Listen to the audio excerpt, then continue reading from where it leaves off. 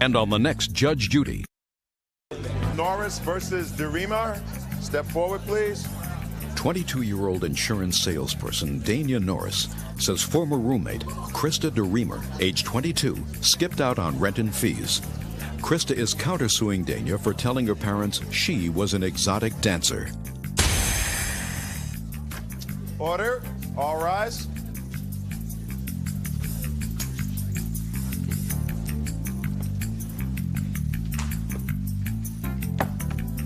Your Honor, this is case number 465 on the calendar in the matter of Norris versus DeReamer. Parties have been sworn in, Judge. You may be seated.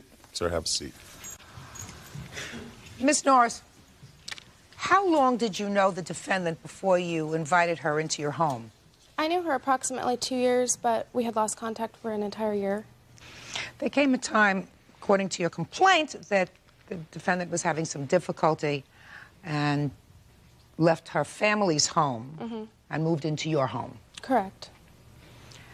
And you say she was there for about 4 months? About 3 months. And that she left owing you some money? Yes. What was the rental agreement that you had with her? It was $100 a month for rent. At a common courtesy, I expected a month of notice. 1/3 utilities, help out with groceries, which she did.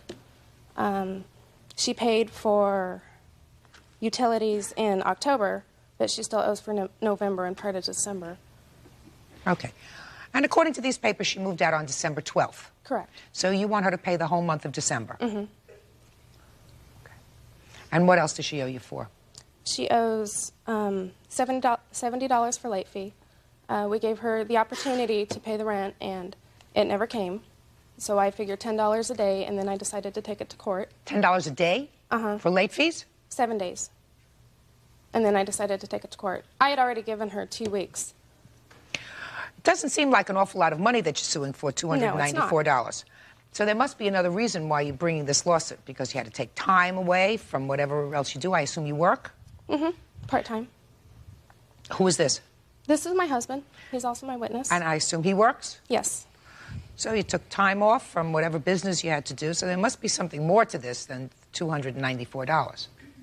No, we just took her in. She was pregnant. Basically would have given her the shirts off our back, and she stabbed us in the back. So, I'm listening. My side of the story. Well, I had known Dania. It's true that I'd known her for 2 years. And I was telling her about my situation. I told her I was pregnant, and I said, you know, I just know that my family's going to kick me out. I know that my boyfriend's going to bail on me, and I think that I should have an abortion. And she said, no, we want you to keep it, and to do that, we're willing to help you out. We want you to stay with us. We're going to give you encouragement, and all we ask for is that you pay $50 for groceries. And so I did, to my best ability, fulfill that. And they were constantly fighting all the time. After I lost my baby, they started asking for $100 rent. You know, as if losing my baby and my family and the boyfriend wasn't enough. You know, can we get $100 out of you because we spent too much on our credit cards? And I just got fed up with it because the bills kept coming. But you did pay her $100 at least twice for rent. Because she said she didn't have food to feed her baby. No. That means if you didn't have food to feed the baby, then she'd take you, maybe you give her $20. So clearly, based upon what she's saying, you did have some arrangement with her to give her rent. Were you working? I was. Well, if you were working when you moved in with her and her husband, then you should pay rent, right? Right. Of course. I have a paper here. This is Krista's handwriting. She even has written on it, rent utilities, $153. Looks like a monthly thing to me.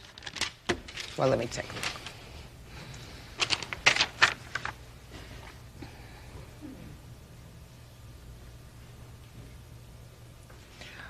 Let me ask you this question. What did you write up this little sheet of paper for, to see what your expenses were? Indeed. Indeed. All-state insurance, $153. What is that for? Auto insurance. For a Car? that belongs to you? Yes. Okay, so you have a car. What kind of car do you have? Ford Probe. And you pay $153 a month so that you can drive the car. Yes. And Colorado National Bank, $3,000. What was that for? It was a leftover expense from my fiance and I's bank account. Mm-hmm. You have a credit union payment? Mm-hmm. $2,000. Payment is $163. What kind of work do you do? I work for Allstate Insurance. Mm-hmm. And how long have you worked for them? I've worked for them for 4 months.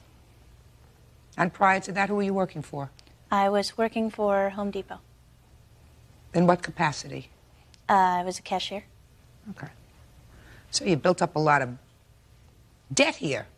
Indeed. Indeed you did. One of the debts you had, madam, was to pay rent.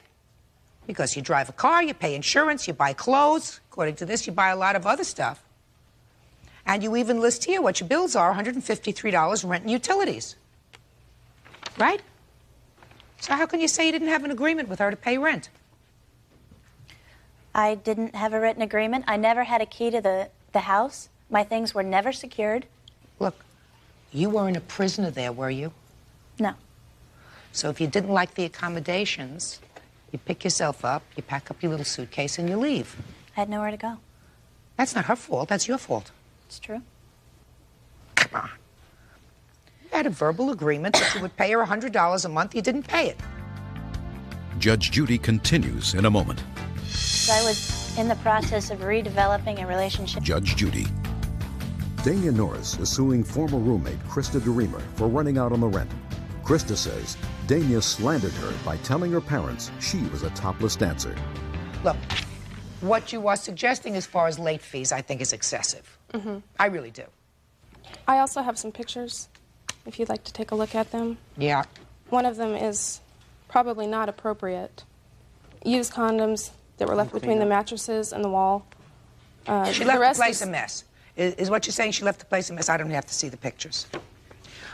Now, these things that you are suing her for, a piece of the power and light, a piece of the phone, piece of the trash, piece of the water, cleanup fee. How much did you pay to clean up the place? We didn't clean anything, but I figured our time and effort to throw away the trash and the dead flowers is worth $10. It was very disrespectful. She was disrespectful. Now, we don't come up to a lot of money here. I'm going to address myself to your countersuit, which, at least on paper, looks like nonsense. You're countersuing for $1,200. In 3 minutes or less, tell me why.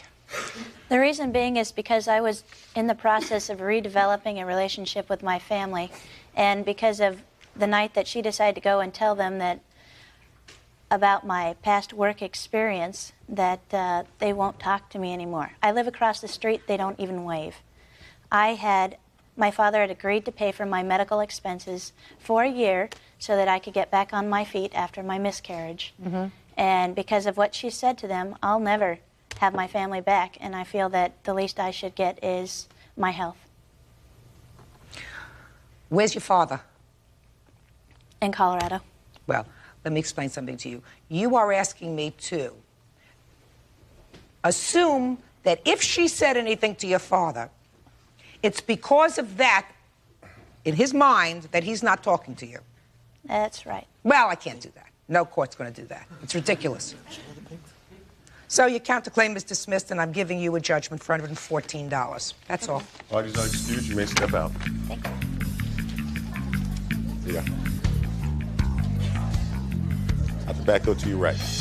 We went over to her parents' house to see if they were willing to bail her out of trouble again, and they said that she's been lying to them ever since they can remember. I would say that they're small-town people. The next case. Parties on Herbert versus Ryan. Step forward, please. 58-year-old salesman Greg Herbert claims roommate 39-year-old marketing rep Chris Ryan assaulted him, causing severe eye injury. Now, are you neighbors? Is that what I understand this to be? We were living in the same house, Your Honor. In the same house? Same house.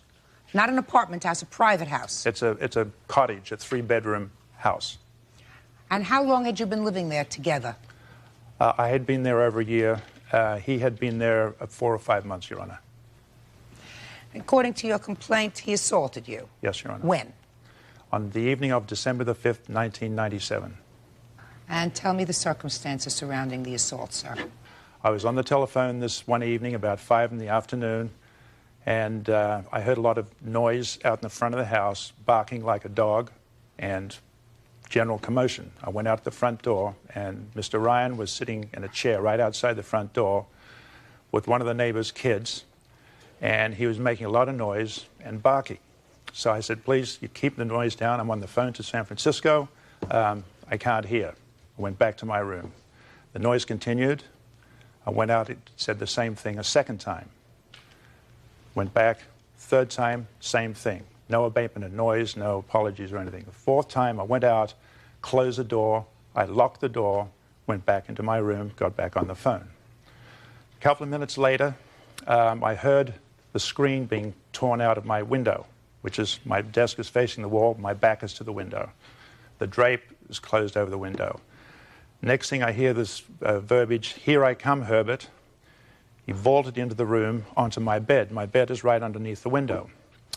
I got up from my chair, starting to get a little fearful, went through the door. He swung around with his fist and hit me in the right eye. He was on my left. I was just reaching towards the door. All of a sudden, there was blood everywhere. And just to show you, Your Honor, this is my shirt that I was wearing at the time. These are my jeans that I was wearing. They have been washed once, but there are still blood stains visible. I have a cordless phone on my desk. I reached around, picked up the phone to dial 911.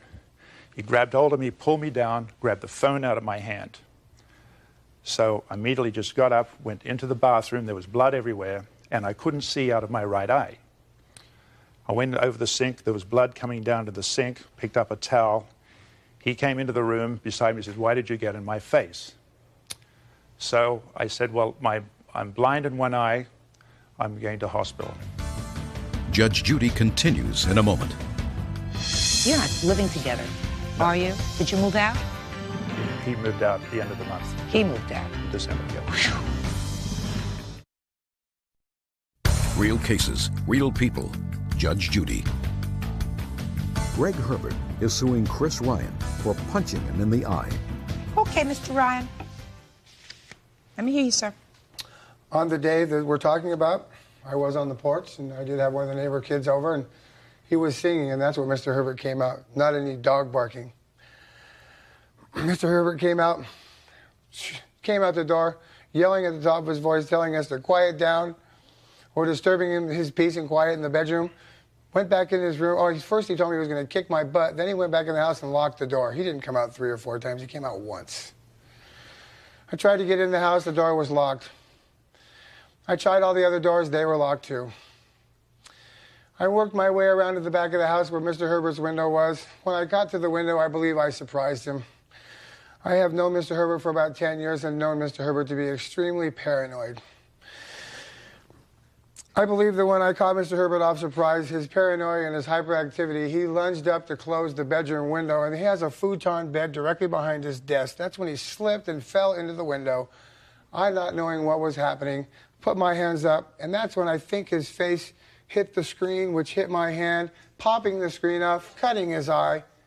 That's when he dialed, apparently, 911, walked out of the room, and that's when I came in the house, the only entrance I had. I didn't know what he was going to do, and that's what happened.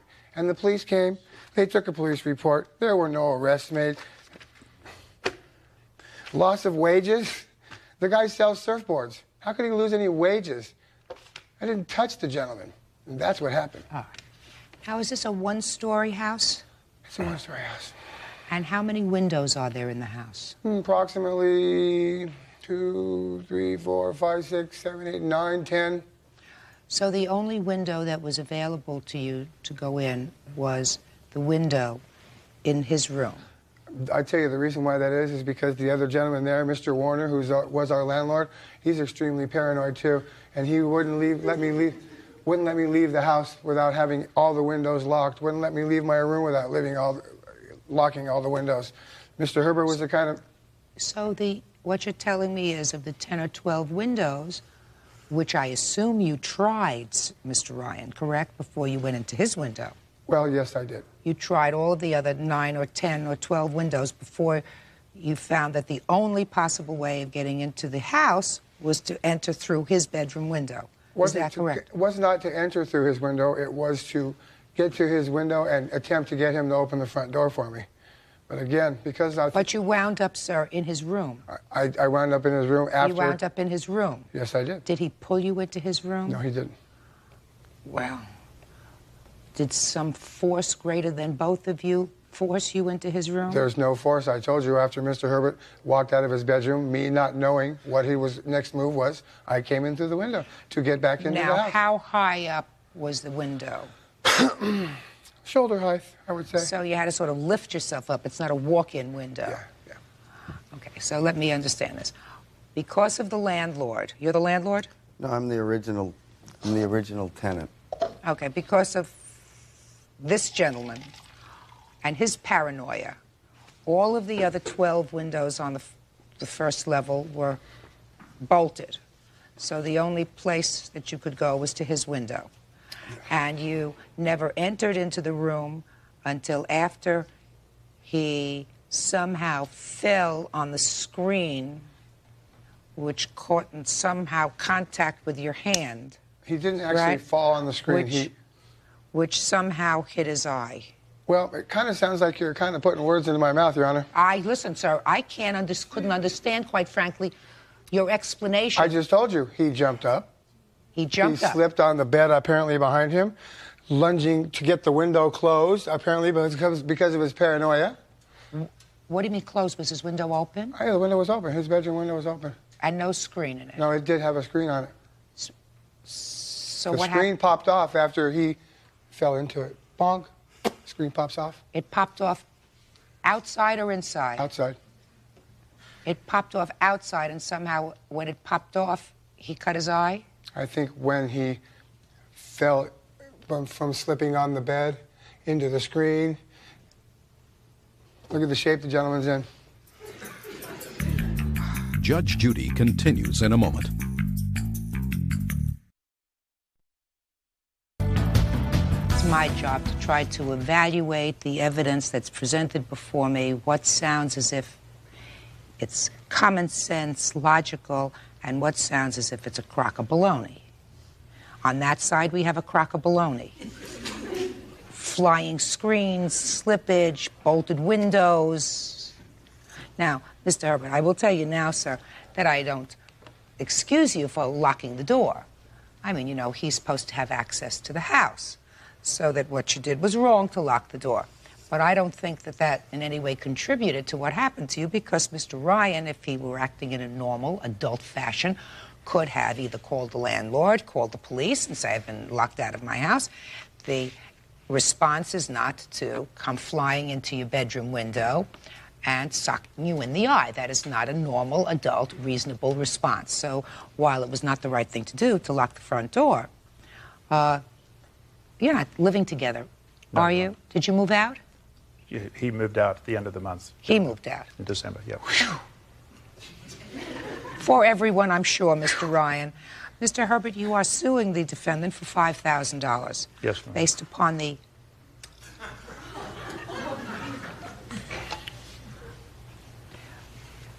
Based upon what I've seen here, you're entitled to your $5,000.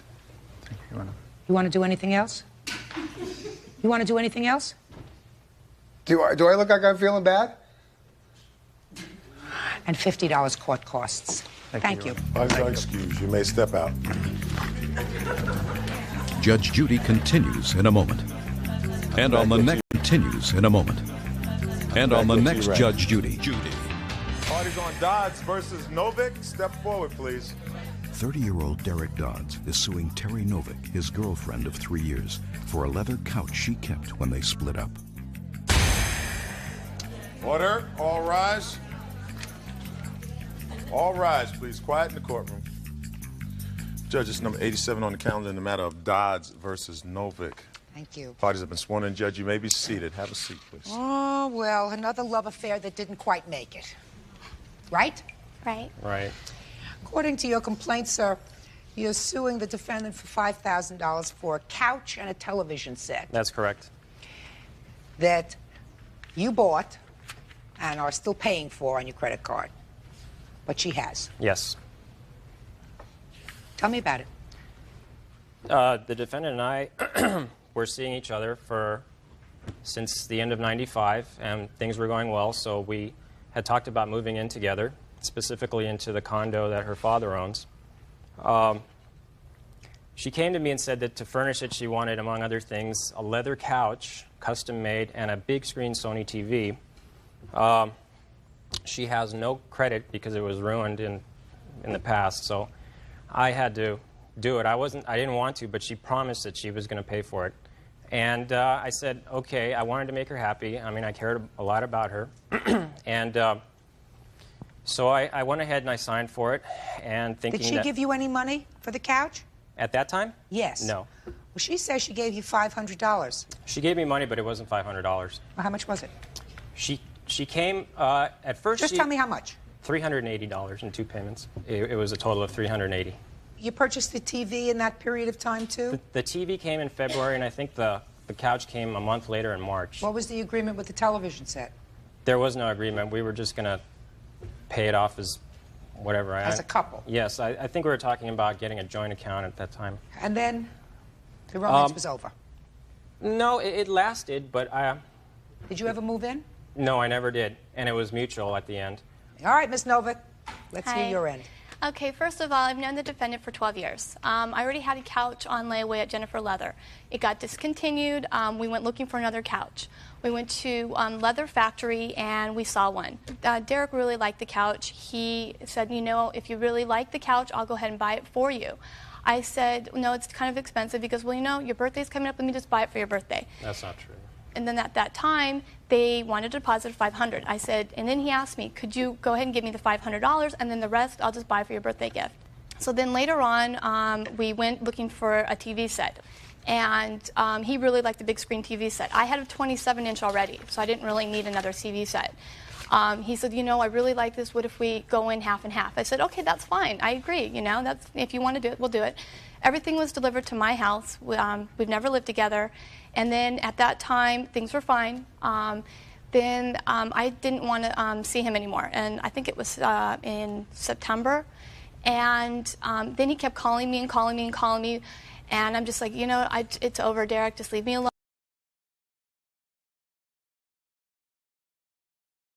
Work or whenever we... Payments for what? For the TV set. How much did you pay? Work or whenever we... Payments for what? For the TV set. How much did you pay towards the TV set? The TV set, well, he would tell me it would be $40, I think, each. What do you mean $40? Well, I pay $40, he would pay $40. So it was $80 a month in It payments? was $80, I believe, a month, and he would just tell me when to make the payment. So, and you would make it by check, I assume? No, I mean cash. I just did cash because it was. Can you prove to me, madam, that you paid for him for the television set? Can you prove to me, madam, that you paid for him for the television set? I paid cash. I don't have any proof. I didn't think it would go this far.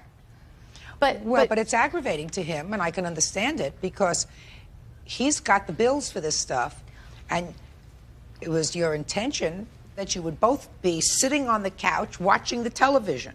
That didn't work out. But there's more, Your Honor. When he started, there's more. When he started... Shh. Order. When he started calling me and harassing me and... Calling you and harassing you for what? He needed to talk to me and... No. Listen to me. Calling you and harassing you about what? Just to talk about things. Not Our about, relationship. Not about these no, bills. he just said, I need to talk to you. Need to talk to you. Did you ask him about what? No, I don't have anything to talk to you about. Just a minute. Well, what makes you think that he wasn't calling you to discuss these outstanding bills? Because he didn't want to break up. Listen to me. If you didn't give him an opportunity to ask the question, to tell you why he wanted to talk to you, how do you know that that wasn't the intent of his call? There was more to it, though. When he waited for me after work, he followed me everywhere. And I tried to lose him. And then after coming out of a garage where I work, he ran into my car. And then at that time, I got out of the car. He damaged my bumper. And then I said, I'm going to report this to my insurance company. At that point, he says, please don't. My rates will go up because it's over $500 worth of damage. I said, then how are we going to resolve this?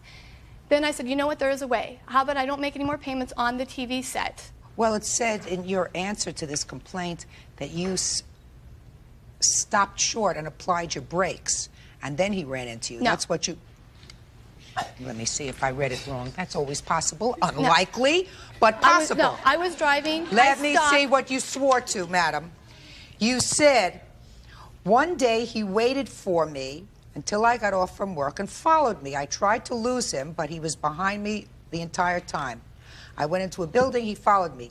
I then slammed on my brakes, and he ran right into my car. That's what you swore to. No. What do you mean, no? Yes. Say yes. Yes. That's what you said.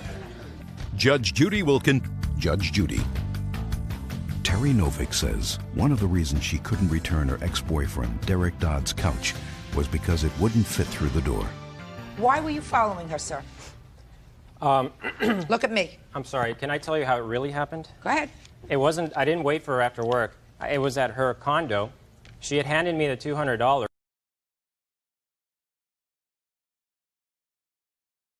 Payment I was speaking of, there was two payments of $300 total. One was $200. She threw the cash at me, jumped in her car, and drove away. And I said, I want to talk to you about this. I want to resolve this. What are we going to do about this stuff? And she was hysterical. I don't know why.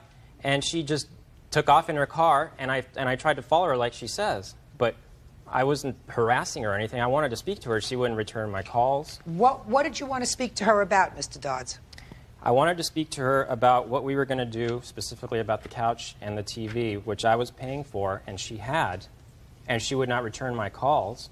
Did you say to her, forget about the TV, when No. it came to the bumper damage to her car? No. The TV, I mean, she's just totally making that up. How much money do you think you owe him? I don't feel I owe him anything. Why not? Well, first of all, he hit my car. My So car what? was damaged. Listen, Ms. Novick, even if I believe your story that he said to you, forget about the TV, we're still stuck here with a $3,300 couch. He bought that for me for my birthday. I don't believe that for a second.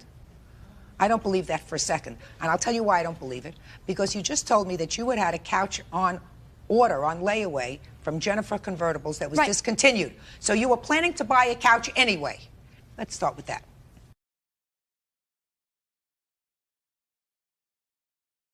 Correct. How much was the total purchase price of the couch? Correct. How much was the total purchase price of the couch? Well, here it says $33.16, deposit $516. We financed $2,800.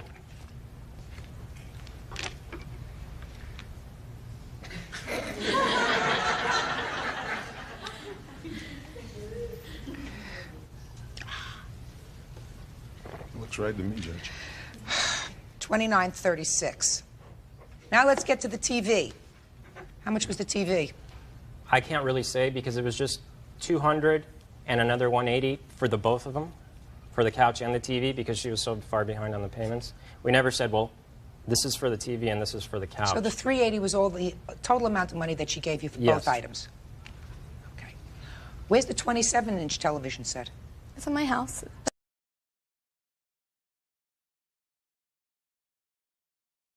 You want to give him the TV? If he reimburses me the money I paid him. I paid him a lot more money than he's saying, Your Honor. Yes. Who are you? I'm her mother. Well, do you have evidence about how much money she gave? I have no evidence about that, but I have evidence about the stalking, the car. He came to my house twice looking for her, not giving me reasons. Well, listen. Et cetera, et cetera. He came to your house twice. Listen, can you imagine, madam, the frustration? He's got $5,000 worth of bills. He has nothing. He's nothing to sit on, nothing to look at. They planned to move in together. Your daughter has both of these things. He has nothing. He tries to call her. He says, we have to talk. She says, I have nothing to talk to you about, and hangs up on him. No. That's what she's just told me. That's fine that she just told you that, but he came to my house twice, and I asked him each time what he wanted, and he just said, I want to know where Terry is. Let me tell you something. If your daughter was afraid of him, She was. what I don't understand is... She did go to the police. Listen to me. You keep anticipating what I'm going to say to you. Instead of going to the police, why didn't she take the couch and the television set and put it on a truck and bring it to his house? I can tell you why. Why? It's too big. Can't even get it out the door of the condo. Let me tell you The couch something. or the Let me tell you television? something. Madam, did they build the condo around the couch and the television? I don't have any idea how they got it in there. This is not like childbirth. If you Right. got it in there, you can get it out. Right. She told him several times Listen, to that's a come lot. pick it You know, up. I want to tell you something. Yeah. She didn't say that at all. She didn't say that to me today, that he can come and get the stuff. And she didn't say that to him, that he can come and get the Yes, stuff. she did. Well, I just asked her if he can have the TV. If he pays her what she paid him, yeah. And But- she's told him that more than once. Just a second. Did she ever tell you you could have the couch and the television? Yes. No, not the couch, just the TV. So why don't you go get it, sir? I tried to, but every time she was really brief on the phone. She would just say, "I gotta go," and then I would call her for weeks, and I would either get an answering machine or at the end she changed her number to an unlisted number. I was calling her to set up a time. I had somebody who would give me money, not how much I owed, but almost, you know, I was trying to sell it for something, and I could never get a hold of her, and I can't sell it now to that Because guy. you're harassing me over the he leave messages, Your Honor, all the time. Just a second. Do you have a copy of the messages that he was leaving you? He just kept calling and being very nasty on the phone, so I don't have a machine. Just a second. Being nasty, madam, about what? Is my question to you. He wanted to meet me and talk about things. What things? Oh, about the TV set. Right. Judy, would you do me a favor, madam? Sit down. Sit down. How much you pay for this TV? $2,400. And how much do you estimate that you gave him towards the television set? A lot more than $500. Give me a figure. Give me a figure. I paid at least $700 to $800 in payments. Judge Judy will continue in a moment. Real cases, real people. Judge Judy. Terry Novick says one of the reasons she couldn't return her ex-boyfriend, Derek Dodd's couch, was because it wouldn't fit through the door. It appears to me that you two people had good intentions when you decided to set up housekeeping and you were buying things for your home. It didn't work out. If it didn't work out, either one of two things happen. Either you share the expenses and return the property, or you sell the property, get whatever you can for it, and then whatever the difference is, you split it. I do not believe you, madam, that this couch was purchased as a birthday present at all. I believe that it was purchased with the full intention of the two of you enjoying it mutually and furnishing a new apartment. I am therefore awarding the plaintiff $4,786. That's all. Thank you. Parties are excused. You may step out. I'll be back to And now the next case. Parties on Beacon versus May. Step forward, please. Your complaint that I don't understand. So you're going to have to explain the logistics. Tickets that were canceled after a marital dispute. There's a lot about your complaint that I don't understand. So you're going to have to explain the logistics of these concert tickets to me. But what I do understand from the complaint is as follows. Miss Beacon, you and your husband were socially friendly with the defendant and her now estranged husband, but then they were together. Correct? Correct. And you, Miss May, had a subscription, a revered subscription to the Philharmonic. Correct? The symphony, actually, but yes. And for many years, you sold one of your tickets to the plaintiff. Yes. And it was just the two of you that went together, or did the husbands go too? No, just the two of us. Just the ladies? Yes. Then, unfortunately, you and your husband separated. And it was a rather acrimonious separation. And you two ladies had a falling out because, according to these papers, you took sides with the husband over a particular event, and she got angry with you. Correct. That's about right. The social part of this lawsuit, I understand. It's the logistics of this subscription that I don't understand, and why you are suing her for $180. So explain it to me, Mrs. Beacon. With regard to the cancellation of the subscription, Penelope had asked me to split the remaining tickets with her. And at this point, I was hoping to somehow fix our relationship. Had you paid her any money for the tickets? Yes, I had paid her $300 for the 10 concerts, and there were 6 remaining at this point. So far, is that correct? She had given you a check for $300? Yes. For the 10 tickets? Yes. Okay. And about a week before the next concert, I got a call from Miss May's soon-to-be ex-husband telling me that she had left the country. So I called the Performing Arts Center to get another ticket because I had won. However, because she canceled her ticket, she also canceled my ticket because they were both in her name. But you had the tickets? I had the tickets. Did you go to the concert, the other 6 concerts? I went to the other 6 concerts, yes. But you didn't have those seats? Correct. Did you have to pay for the other 6 concerts? I did not have to pay for the other 6 concerts. But you didn't get the good seats that you had? That is correct. What kind of seats did you get? They were equivalent seats. They were okay. They were fine. And this isn't as much about the money as it is the principle. Now let me understand it. You paid for 10 tickets? Yes. For 10 concerts? Correct. $300? Right. You went to 10 concerts, and the seats were, although not exactly the same, according to you, equivalent. That's right.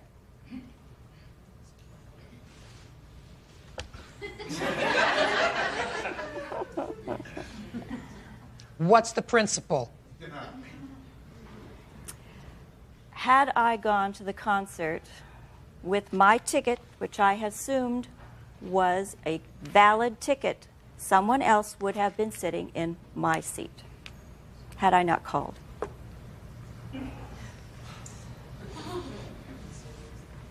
You want to say anything?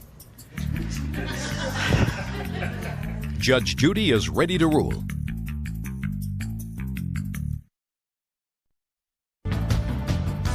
Miss Beacon. Yes. You look like a very nice lady. So I am going to try to be as calm as I can. Courts are very busy. People wait a long time to get their lawsuit heard because there are so many lawsuits filed. We have become a very litigious society, unfortunately. Your lawsuit is such a crock of baloney that I am asked to pursue a former friend who, concert-going lady, would take the time and the effort to pursue a former friend who is involved in a very acrimonious divorce, especially when you suffered no loss. So, if you suffered no loss, you have no lawsuit. And if you have a problem with principle, I suggest you take it up with your therapist. This case is dismissed. Parties are excused. You may step out. Judge Judy will continue in a moment. Vargas versus Latham. Step forward, please. 23-year-old sales agent Vanessa DeVargas is suing her old boyfriend, commercial producer Aaron Latham, 26, for a gym membership, credit cards, and damaging her car. Order. All rise. Quiet in the courtroom, please. Miss. Judge, this is case number 429 on the calendar in the matter of DeVargas versus Latham. Parties have been sworn in, Judge. You may be seated. I assume from your complaint that you had a 3.5-year sort of live-in relationship where you were together. Is that right? About a year and a half, actually. We had a long-distance relationship for 10 months before that, and then lived together for almost about 2 years. Okay. And now you are no longer together. You say he owes you money. Mm-hmm. Let's take these things one item at a time, because that's a more organized way of doing business. Damage to my car, $477.18. Mm-hmm. So how did that come about? I can show you this. No, tell me. Okay. I guess I was out of town, and we have a we had a driveway in which my car was parked at the top. I guess either he was on a job or I'm not sure exactly I what. backed into a car. And you backed into a car? Yeah, basically backed into the car and damaged the back end. Okay. Did you have it fixed right away? No. Why? Because I was trying to get the money from Aaron. Well, how long did you live together afterwards, after this damage to the car? Probably another 6 months, maybe. Now, you can't tell me that during that 6-month period you were trying to get the money from him to fix it. Yes. No. What do you mean, yes? Yes, I had asked him to please pay for the damages. I was still able to drive my car, considering the damage was in the back. It's damage that, yes, is kind of expensive, but it's not something that... It's cosmetic. It's cosmetic, basically. So how much after you broke up did you decide to fix the car? I didn't fix the car. It's still dented. Gym membership, $713.12. And this is for a gym membership that you shared and I paid off. Tell me about it.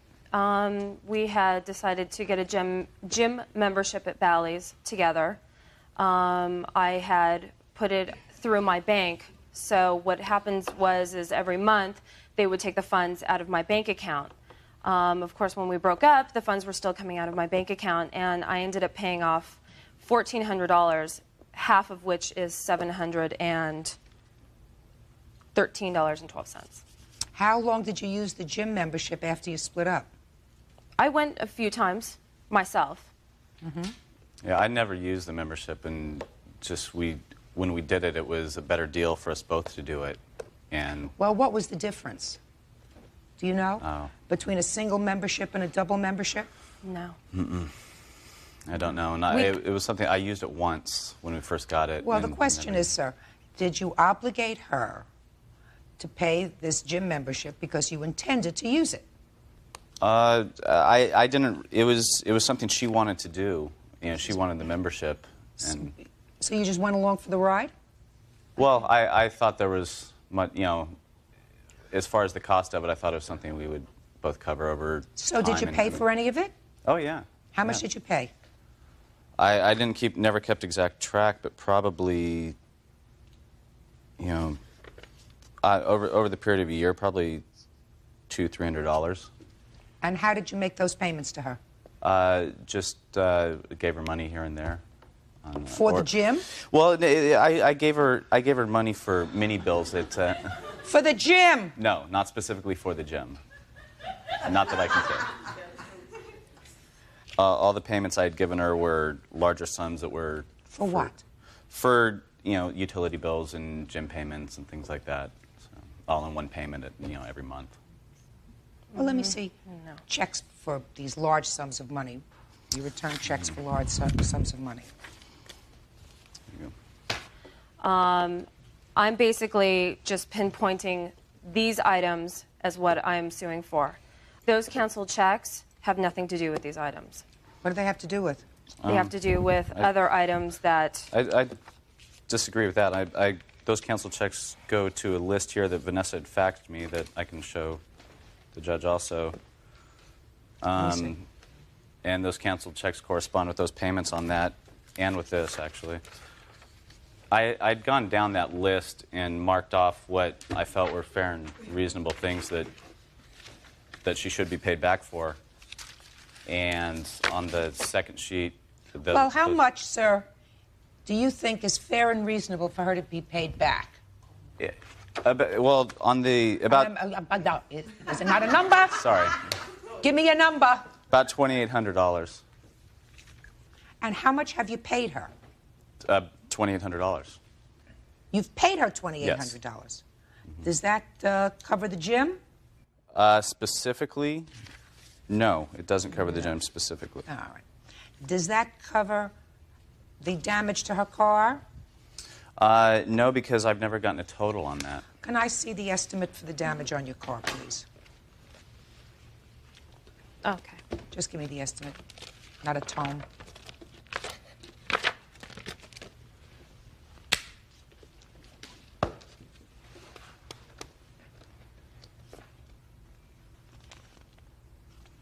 You have a deductible on your insurance? Yes. What's your deductible? I think it's $500. What do you mean you think? I'm not sure. Well, how can I do this if I don't know what your deductible is? I'm pretty sure it's $500, but I'm not sure. I still don't understand why it took you so long to even think about fixing the car. Let me see the dent to the back of the car. It's on the back of that picture.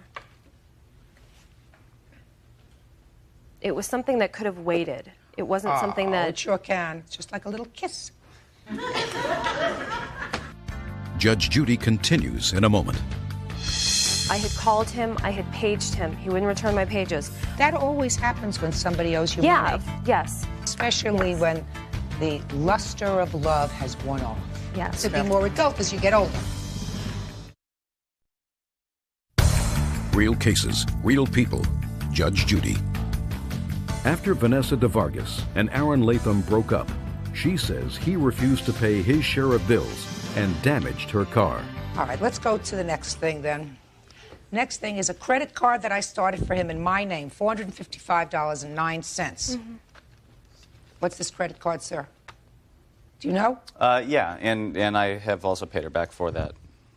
You have? Yeah, in that $2,800. Well, did you use that credit card at all? No. Do you have the last statement from the credit card? Yes. No. Do you have the last statement from the credit card? Yes.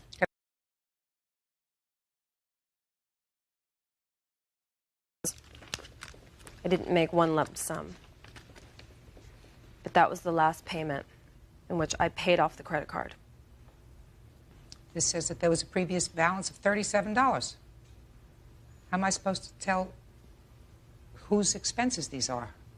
In the checks there and in the breakdown of what she says I owed her versus what I've paid her, it kind of shows that it's, I know it's kind of complicated, but...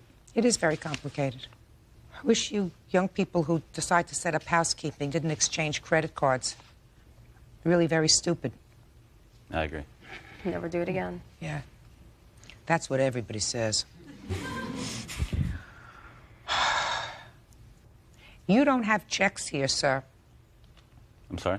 You showed me these bills, sir, these checks that you say should total $2,800. They don't even total $1,000. I don't believe I have all $2,800 worth of checks here because I didn't start to get my checks sent back to me until after this started. I just have to go by what she deducted off the balance. And it shows payments. She dated them on her. How much did you receive from him in total? I don't know. Listen, I can't figure this whole thing out. Nobody can figure this whole thing out. Probably even not an accountant can figure this whole thing out. One thing I do know for sure is that you owe her half of the gym membership. Now, the entire membership was $1,400 and change, so you owe her $700 for the gym membership. That I know for sure.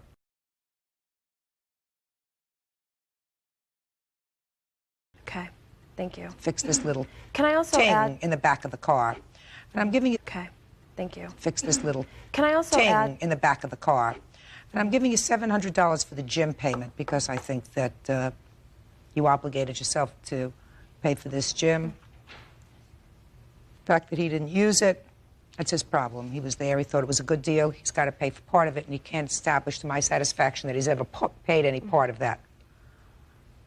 You wanted to say something else? I wanted to add that I had tried to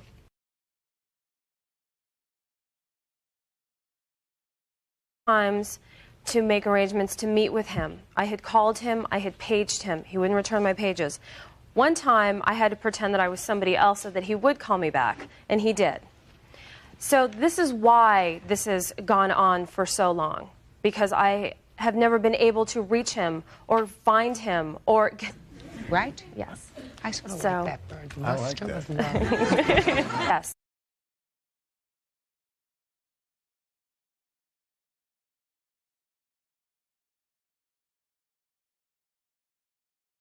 Especially when the luster of love has worn off. Yes. Right? Yes. I sort of like that bird. I like Luster of that. love. I'll write that down. So that is why this has been drawn out for so long, Mr. and I took it Vargas, to court. put a period. Move on with it. Okay. I'm giving her a judgment for $1,000. Fix the dinghy on your car. Help you pay for the gym membership that you probably paid off. Do me a favor, you get another boyfriend? Keep your credit cards under lock and key. Okay. All right. That's all. Thank you. Parties are excused. You may step out. Here's your paperwork. Thank you. Yeah. Okay. And now the next case. Parties on Buffer versus Paz Martinez. Step forward, please. 40-year-old student Charles Buffer says fellow student Karen Paz, 25, tore down his campaign posters at Los Angeles City College and ruined his chances of becoming student vice president. Which one of you is Miss Martinez? The office of vice president, according to your papers of a school organization. The office of vice president, according to your papers of a school organization. And Miss Martinez was your adversary. Yes, Your Honor. Was this college? Yes, Your Honor. Which school? LACC, LA City College. Yes, Your Honor. And according to your complaint, Miss Martinez and or Miss Paz took down 6 of your posters. Yes, Your Honor. And you are suing them for $72, which was the cost of the posters, and you also lost the election. Yes, Your Honor. Okay. How do you know that they took down the posters? Okay, Your Honor, first of all, number one is that I found the poster. Let me bring this up to you. I found the poster in the location of where this lady was. Number two is they admitted it to me the next day. All right, tell me about the admission. And I, with the election chair commission lady who's here with me today, will testify that they admitted that she tore down the posters. Who tore down the posters? Miss Karen Paz over here. Did you tear down the posters? No, not all. Not all? No. Did you take down some? 2. Order. You took down some? 2, yeah. Why? That was my mistake. Your Honor? Yeah. Also, too, I'd like to bring up, too, that she also signed an affidavit saying she did do this, okay? Well, let me see the affidavit. Okay. I'd have to come up to you or have him bring it to you. You see, Your Honor, it isn't about money here. It's about principle. You destroyed something to me in hopes of not getting me elected to try to hamper me from getting elected is what this girl did. Judge Judy continues in a moment. I plan on pursuing something honest where you don't have to use deceit and trickery to win an election. By tearing up stuff, that is not right. Real cases, real people. Judge Judy. 40-year-old student Charles Buffer says fellow student Karen Paz, 25, tore down his campaign posters at Los Angeles City College and ruined his chances of becoming student vice president. Well, why are you suing Miss Martinez? Because Miss Martinez was the one that I was running against, Your Honor. But why are you suing her? And because when we went in that day and confronted her with the election committee lady. Confronted whom? Well, we confronted Miss Paz in the office, okay? She admitted that, well, she said, well, she told me to do it, and then you yelled at me and said, well, they weren't stamped. So that gave you the authority and the orders to give her to tear up my posters because you wanted so bad to get elected, Your Honor. That's what happened. And that day, she admitted it to me and to the other lady sitting here on her orders that that's why that was done. Who admitted it? Miss Martinez? Miss Paz. I'm not talking about Miss Paz. Miss Paz has already okay. admitted she took down a couple of posters. And then when I said... I'm talking about Miss Martinez. Yeah, yes, She's guilty. Yes, Your Honor. Then when I said to Miss Martinez, I said, well, why did you tell her to do that? Well, Mr. Buffer, your posters aren't stamped. I don't blankly give a damn. Miss Martinez, did you say to Mr. Buffer your posters aren't stamped? Yes, Your Honor. All right. Put that down, Okay. sir. I don't need visual aids. Pass visual aids. Stop getting so excited, sir. This is not an election for state senator or president of the United States. I know that you're emotional. Well, you know, it's the principle. I know it's principle. I know. Kids do that when they're in elementary school. They go around and tear each other's posters off. That. You understand that? You're supposed to be more adult as you get older. That's correct. Miss Martinez. Yes, ma'am. Did you ever tell Miss Paz to take down his posters because they weren't stamped? No, Your Honor. There's no reason why I should do it. Okay. Do you have information with regard to that? Yes, I do, Step Your up Honor. here and tell me who you are. My name is Felice Dooley, and I was chairperson of the election. Did you ever speak to Miss Martinez with regard to these posters? Yes, I did. I spoke with Ms. Martinez, and Ms. Paz confronted them. I asked Ms. Paz if she took down the posters, and she admitted she took down the posters. And after words of exchange, explicitives that she shouted at me or what have you, she was extremely belligerent. You're not following me. I asked you a direct question. My direct question to you was, what information do you have that Miss Martinez had a...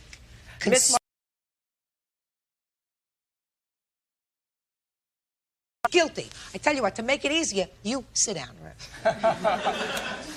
Guilty. I tell you what, to make it easier, you sit down. Ms. Martinez told me that she was aware that Karen Paz took down the posters. Being aware doesn't make her guilty in the eyes of the law.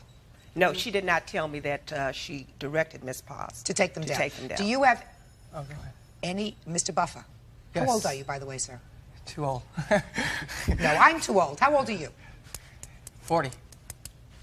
Okay. I'd say I tell you I was 21, but I know you won't believe it. I certainly wouldn't. I tell people I'm 21 all the time. They don't believe me. Your Honor, it's the thing of it is that what motive would this girl have to do it? She knew she was running against me. That's why she did it. Mr. Buffer, What motive do I have? you're 40 years old, so you Right, should have a correct. certain amount of life's experience, I including do. life's experience. You also have experience watching a lot of television, being inside of courts, right? Yeah, that's Your correct. feelings are not particularly relevant. The fact that somebody had an opportunity or inclination doesn't necessarily make them guilty. You have to have proof that they're guilty before a understand court that, Your Honor. finds them guilty. Judge Judy continues in a moment. Do you have any proof against Miss Martinez that she either instructed or directed anyone else to remove your posters? Yes, ma'am. Yes, Well, Your let Honor. me hear it. Okay. Well, the day we went in that day into that office, when I asked her, why did you tell her to take down the posters, her reply to me was, well, your posters weren't stamped, so I told her to take them down. She had every right to do so. That's what she said I did to not me. tell him. I don't believe that. No, Mr. I Buffer? didn't. That's what you did. Mr. Buffer, That's correct. listen to me. I'm listening. I don't believe she said that to you.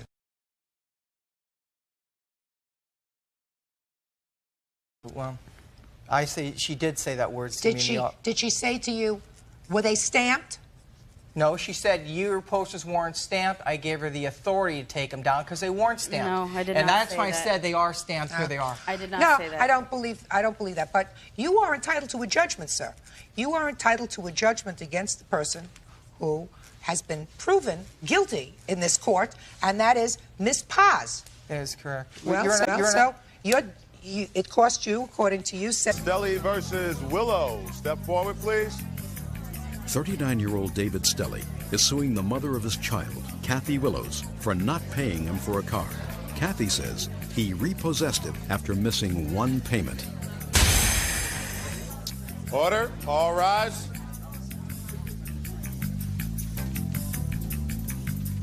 Judge, this is case number 378 on the calendar in the matter of Stelly versus Willow. Parties have been sworn in.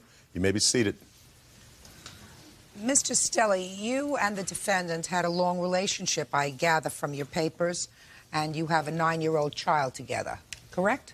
Yes. Boy or a girl? Boy.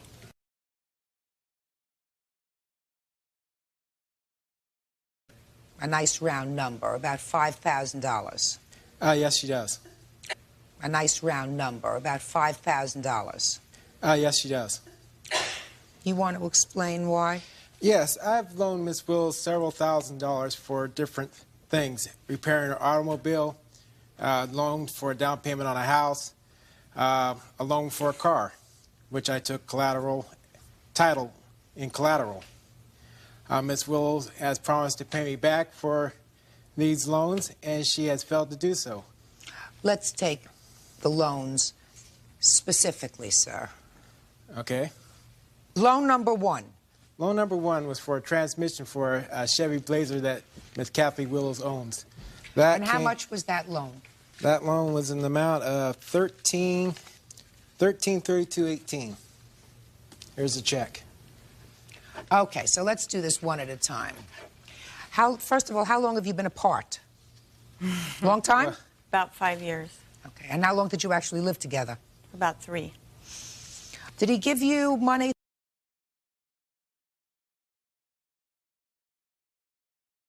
He paid the repair guys to fix the transmission.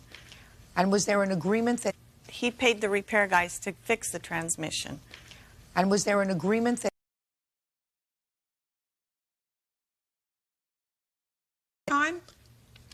You might call it that, yes. Time? You might call it that, yes.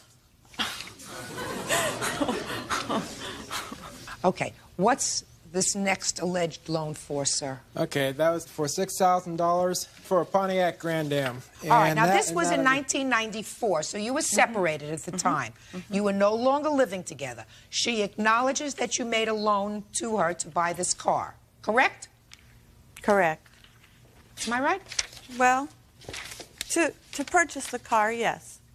What did I say? Yeah, I said yes. I'm sorry.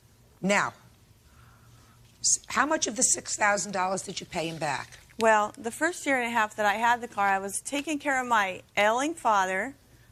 I was out of work, and I didn't give David any money toward the vehicle.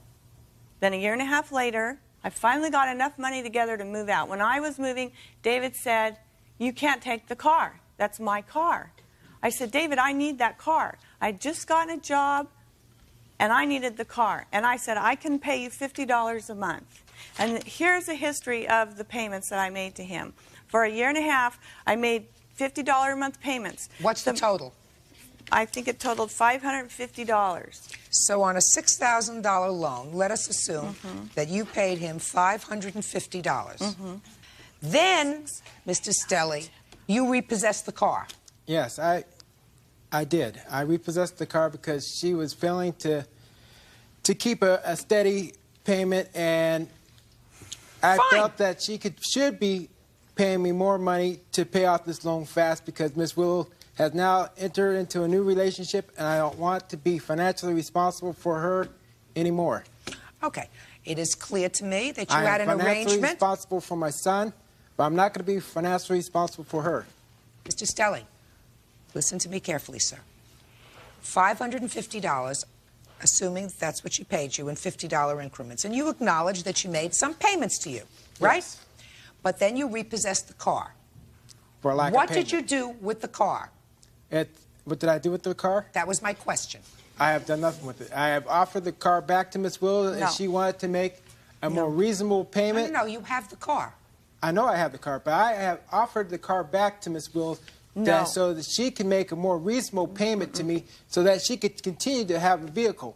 I did not take this vehicle to be mean or anything. I took the vehicle so Miss Willow could sit there and see that I am not pussyfooting around anymore, that I would like to have a payment so she could be out of debt to me. Mr. Stelly, she doesn't want the car anymore. According to her answer, she went out and she bought another car. Yes, Is that she right? did. That's true. So now you have the car, sir. Yes, I do. So what you have to do, Mr. Okay, Stelly, right here is sell the car. It's in your name. Right here is our quote for Kelly Blue Book on the value of the car is. I'm asking the court for the difference between the two. Well, let me see the Blue Books. Okay, there's one in here for good. I have Kelly's Blue Book, too. Let me take a look. And the car's in good to excellent condition, Let me take a look. The car is in good to fair condition, Your Honor. She's got good to excellent. Here.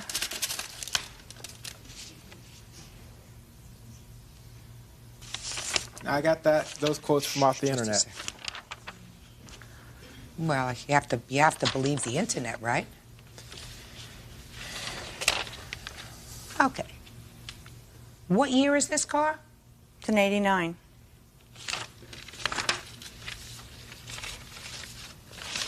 And you have the sedan? Four-door. Four-door sedan, right? Okay. Wholesale is $2,850. Suggested retail is $5,000. Okay. Return that to her.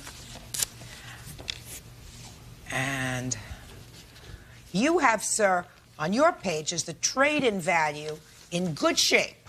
Yes, that's what I consider. That's what I consider the car to be in. I have a videotape of the vehicle showing the condition of the tires, which are all, basically all four of them are bald. Sir, it's missing a you muffler. have It's missing a muffler. trade-in value, sir. Trade-in value is... That's what I got off the internet, okay? Thank you. I'll be... Your Honor, Yeah. I have maintenance records and repair receipts on the car to Whatever. show The that car I is took care at of least the car. the car is at least worth $3,000. Yes, I agree to that. At least $3,000. And she has paid you $550. So that's $3,550, leaving $2,450 after you sell it. Right? That's if I get that. Well, how am I supposed to know, sir? I mean, you come to court. It's your responsibility That's right. It to is come. my It's your responsibility. That's why I got this tape right here that shows you the condition the car I'm not is interested in seeing your tape, sir. I'm going to tell you why. Because if you had sold the car and you came to court and you said, this is what I got for the car in an arm's length transaction, I put an ad in the paper, this is what I sold it for, then I would know. Right now, I am speculating because of the posture of this case. Judge Judy continues in a moment. This is what they're trying to sell their cars for. I don't care. You brought me the papers.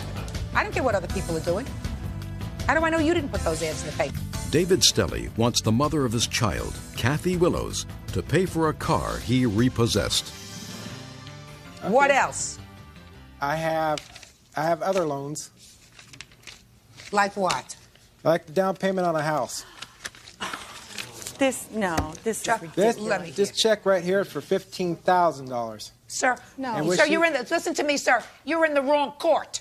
No, if she I'm- owes you I'm only $15,000, then No, you're she in the doesn't. wrong court. She paid me back $9,000 of it. Sir, you're in the wrong court. That's still $6,000. Go ahead. Give me the next one. You know, Your Honor, I have given this woman thousands of dollars. I have let her live in my house. Lived in my house. With our son. With my son. No. And her son. What else? These are two clips out of the auto section that people are trying to sell their Pontiac Grand M's, and this is what they're trying to sell their cars for. I don't care. You brought me the papers. You brought me the papers. You brought me the papers. I don't care what other people are doing. How do I know you didn't put those ads in the paper? You brought me the papers. I'm using your figures. Okay. Fair condition. Why don't we get your paper? I'm using your paper, sir. The papers that you gave me. Yeah, okay, from off the internet. I couldn't live with you 2 minutes. Anything else you want to tell me? I just want the money that this woman has promised to repay me. Let me explain something to you, sir. From me, against her, you are going to be awarded $2,450. She has already given you $550. Now, you are going to sell the car, and based upon your figures, you're going to get $3,000 for the car. I mean, am I missing something? No, you're not missing anything. Okay, you're saying I can and probably will sell the car for $3,000. You want me to dismiss your lawsuit, Mr. Stelly, No. and wait until it's without prejudice? You can leave. No, Go out and sell the car, and then come back. Is that what you'd like me to do? No. Be more than happy to do that. No, I would like to get this thing settled so we close this chapter of our lives. Good. So then I'm awarding you, sir, $2,450. Okay, thank you. You're welcome. Why is that excuse? You may step out.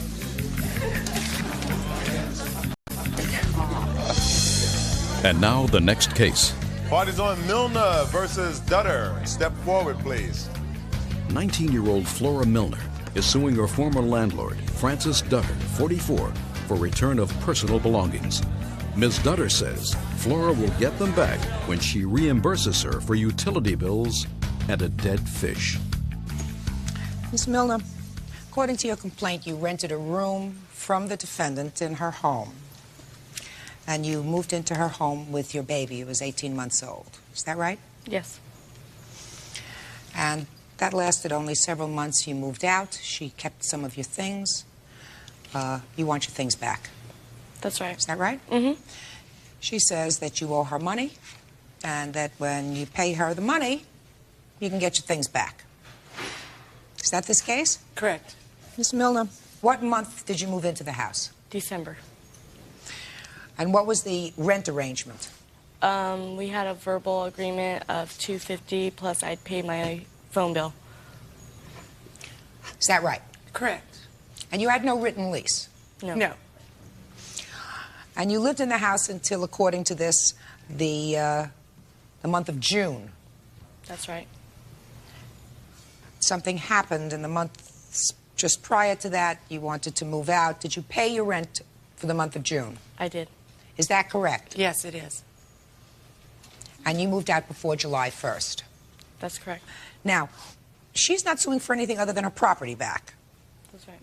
And you say you have her property. Correct. So you tell me, what money do you say she owes you?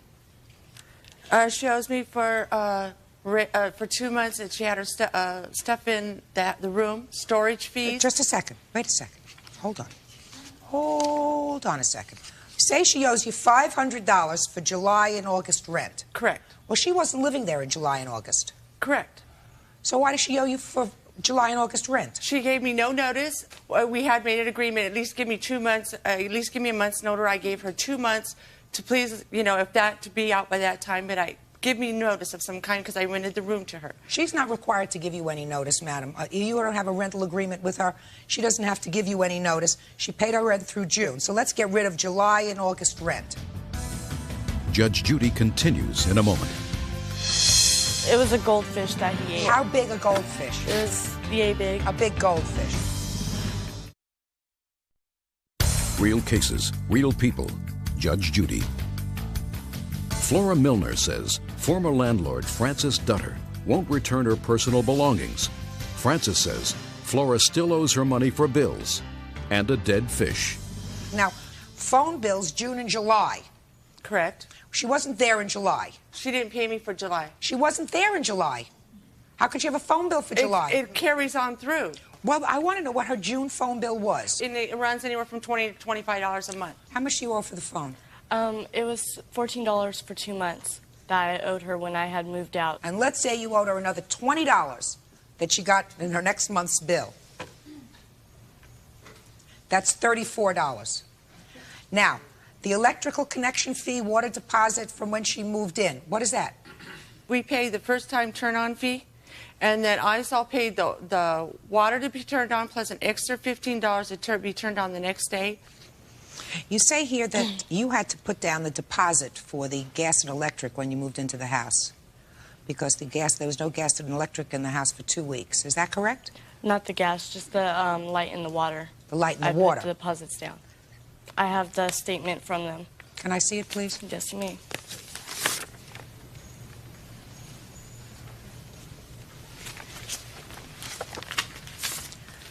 So if I gather correctly, you are suing her for the cost of reconnecting when she canceled the accounts, when she moved out. Am I correct? Yes. Well, you can't get that. So far what she owes you is $34. Okay, and this says you have a $40 credit. All right. And when the bill was closed, there is now a credit of 40 cents, which means that there were $40 taken out for utilities. Is that right? Yes, that's right. Well, that's what this clearly says, from light and water. All right. So now let's get to this reimbursement for a dead fish. What's that about? Well, when I was out of town, I drove over to Colorado with my daughter, and I asked Flora, please do not have a party at my house. And then when I was over there, she had called me and said that a fish had died.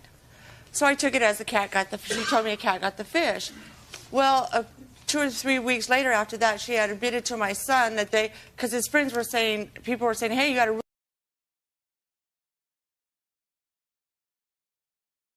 about it. Well, Flora threw a big party, and the kids were intoxicated, and one of them about it. Well, Flora threw a big party, and the kids were intoxicated, and one of them bit the head off of a live fish. Did that happen? Yes, it did. Okay. And this was when you had a party there? I had about 15 people there. And somebody acted like an idiot? Yeah. One of your friends? No, it was her son's friend. Her son's friend? Yes. Who was it? It was her son's friend, Kenny. How old is her son? Her son's 19. And how old is this Kenny? 19. So Kenny was the one who bit the fish? Yes, he did. In half? Do you know Kenny's last name? No, I do not. Do you know Kenny's No, I last don't. name? Ask your son. Okay. Good. Now, so what I have is that she owes you $34 for a phone bill, and based upon what I saw from the power company, you probably owe her for a power and light bill that she paid that she was not supposed to pay, that was taken out of her $40 deposit. So that comes out to about a wash. Therefore, I don't believe that there was any reason for you to retain her property, and you have to return it. She doesn't have to pay you for July and August.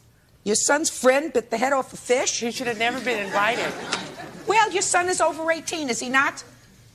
Your son is over 18, is he Ma'am, not? she should have never had that party there. That That's may what I'm be requesting. correct. So I feel it's her responsibility because she allowed them to come into my home when I was out of town. Was your son living there? Ma'am, he was at Camp Pendleton. He was there that weekend. No, when he you were... was not. He was there that evening. He was not. He was in Camp Pendleton. Just a second. Was her son No, her there? son wasn't there. Her son wasn't there. No, he wasn't there. So how did Kenny get to this party? I invited him. Then you pay. Okay. For the fish. All right. Then you pay for the fish. I'm sorry, I misunderstood. I thought your son was at home. No. Judge Judy continues in a moment. How much did this fish cost? Well, it was purchased. He had it for 4 years. It was purchased at $25. Here's the fish, and they go by the size. No, that wasn't the fish. Oh, that wasn't the It was fish. a goldfish. It was a goldfish. There was 2 of them that had died.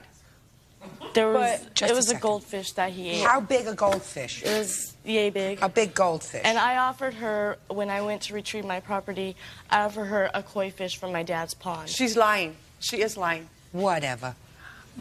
He bought the fish, you say, for $25. So right now she owes you $25. You have to return her property, madam. Oh, yeah, that's no problem. Good.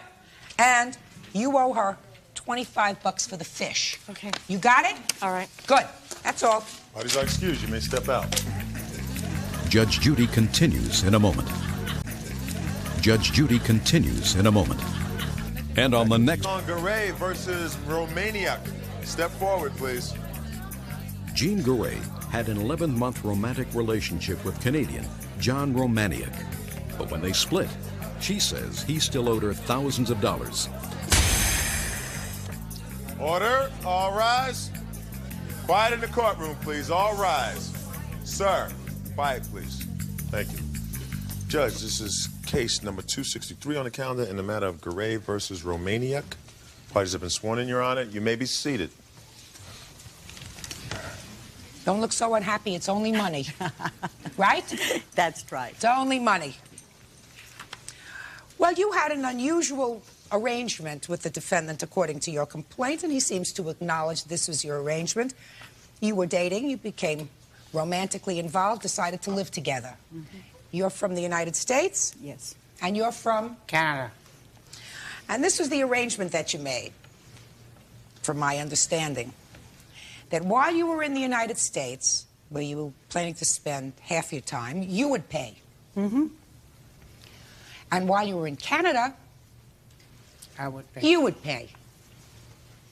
So you spent 6 months in the States, and you paid. That's right. All the expenses. Yes. And then you moved to Canada, and you ran out of money. I paid. I'll explain that a little later. Okay. So tell me, how did you enter into this rather unique arrangement with funds?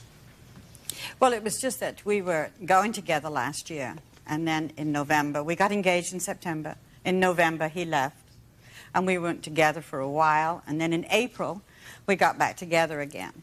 And in the middle of April, he asked me, would I like to go to Canada to live with him? And, or to stay up there in Canada for the summer months, and then come back, because I worked in Palm Springs. And I said, yes. I said, but how are we going to, or we worked out how we were going to pay for the money and that. And I said, well, while we're here, while we're in the United States, I will pay for everything here. So I paid for his payments on his house insurance, his electric, his gas bills, and everything. So you As were well. living in his house? No, I have my own house. We both have a home in Palm Springs. So that you were paying for your house and you were paying for his house while he was here? Yes, yes. Okay. Okay. So then we left and we went to Canada. We arrived in Canada. We first went to see his daughter, and then we went to a little town called Penticton.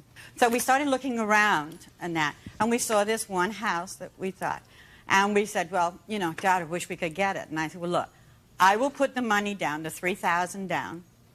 You pay the payments on it. So that was the arrangements. And then we moved in the house on June the 1st. This house that you purchased? The one we purchased in Penticton, Canada. Okay. And we lived in that house. The middle of July, he left me and went to see his daughter for 4 days. Did he tell you he was leaving?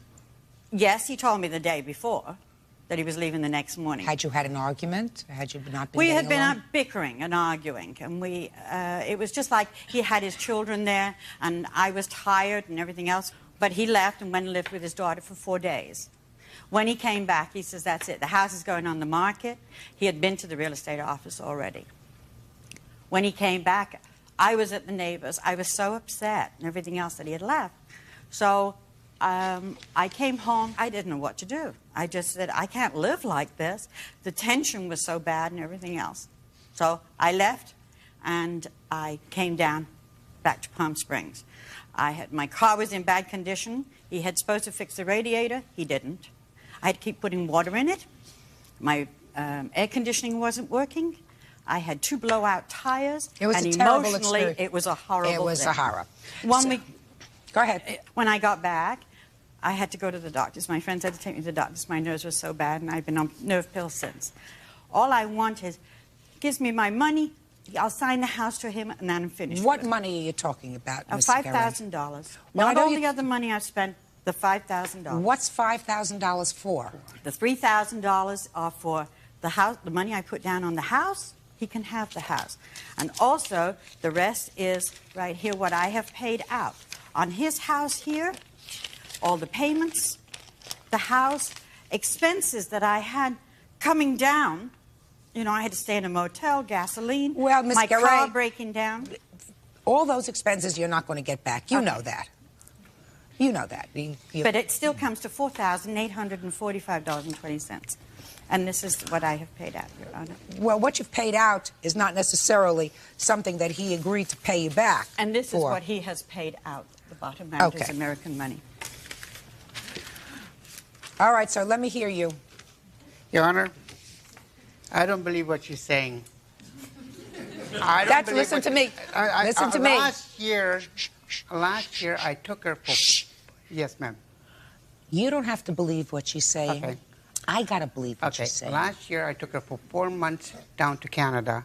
I paid all expenses, right? I sent her a plane ticket to Winnipeg. That's 3,000 miles away from here. And we toured the whole Western Canada. I took her through the prairies to Banff, Lake Louise, ice fields, and all over. Who paid for that? I paid for the whole thing for 4 months, ma'am. Judge Judy continues in a moment. I promise to give you the best of myself and... Real cases, real people. Judge Judy. Splitting up after an 11-month romantic relationship, Jean Garay now claims John Romaniuk owes her thousands. Okay, let me ask you this question. So what made you decide that this arrangement, this relationship, wasn't going to work when you went to your daughters? Because when we got to Vancouver, Palm Springs, we had an argument because every day her man friend phoned for about 45 minutes on the phone while I was there. And I said I didn't like the idea that he phoning every day. So she got mad at me. She said, that's none of your business. So she said, leave the house. So I left. I didn't see her until middle of April. When you were back in Canada, sir, you bought the house. I'm coming to that, ma'am. Get there. Oh, then middle of April, somehow we got back together. Shh. You're in the house that Yes. you just bought. Yes. You decide to go to your children. I have. Why? because when my son came over to visit us, my granddaughter spilled a little bit of milk on a rug that we didn't have no furniture or anything like that. So she got mad and she said, "Your son doesn't know how to bring the children up." So and that's when you got mad. So I got angry. So I went to my daughter's place, because my daughter's got I have 4 grandchildren, and to spend over there. When I came back, she put the sign of her own on to sell the house.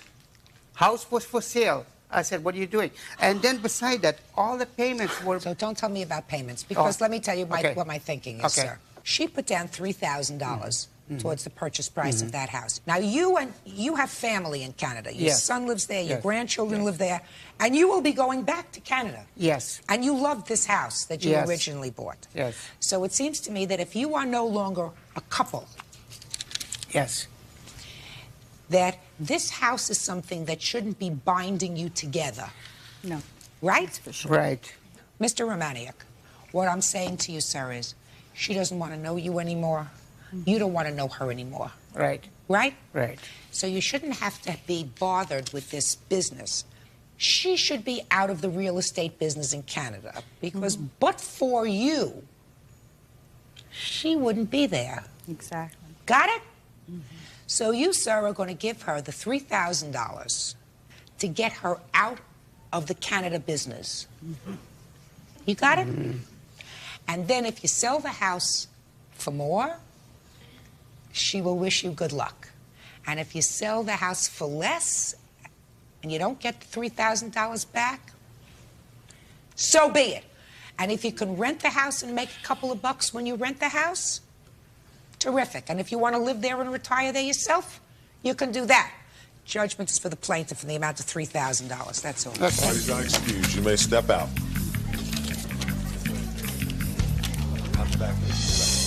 I promise to give you the best of myself and to ask of you no more than you can give. I promise to accept you the way you are. I promise to respect you. I promise to love you in good times and bad times. That's her promise to me. Now I didn't care what I spent because I loved her and I enjoyed every minute with her. That's my He loved me, but I couldn't walk down the street and look at anybody else because I was going. Next case. Parties on Newdecker versus Key. Step forward, please. 29-year-old hairdresser Lisa Newdecker is suing her ex-boyfriend, carpenter Christopher Key, 30, for money she loaned him before he met his current wife, Melissa. Well, I've read your papers. There are a couple of interesting little quirks in these papers that I want to find out about. But basically, Miss Newdecker, this was your boyfriend about 5 years ago. About 6.5 actually is when I started dating him. And some 5 years ago, you lent him some money. Over the course of the time we dated, yes. How did you lend him this money? He was short of cash and needed to get miscellaneous items, and I went with him and used my credit cards. So it was basically credit card bills? Yes. And how much altogether was it that he charged at that point?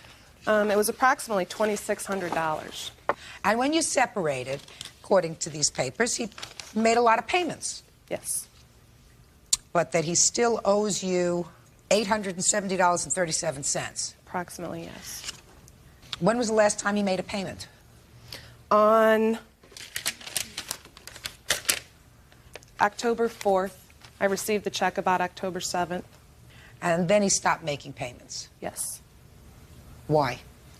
Well, in the beginning of the breakup, there was a discrepancy when she came to me with the amount of how much was owed. I didn't remember it totaling up to $2,600, and I told her at the time that I didn't remember it being $2,600, and she insisted that it was. So when you insist that it was and you say it wasn't, did you look over all the bills? No, Why? Because we were separated. It wasn't a matter of me going over and sitting down with her and going over and saying this was mine, that wasn't.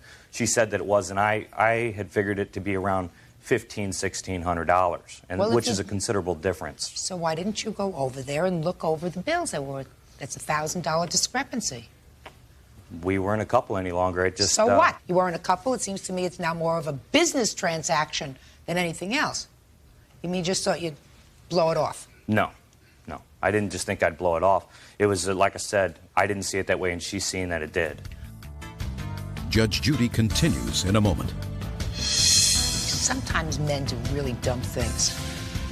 You always get caught because women are great snoops. Real cases, real people. Judge Judy. 29-year-old hairdresser Lisa Newdecker is suing her ex-boyfriend, carpenter Christopher Key, 30, for money she loaned him before he met his current wife, Melissa. She had the papers to show you, sir, what items you purchased, I assume. Do you still have them? Yes. Well, take a look. 5 years later, sir, take a look. It's a list of what all the paperwork is.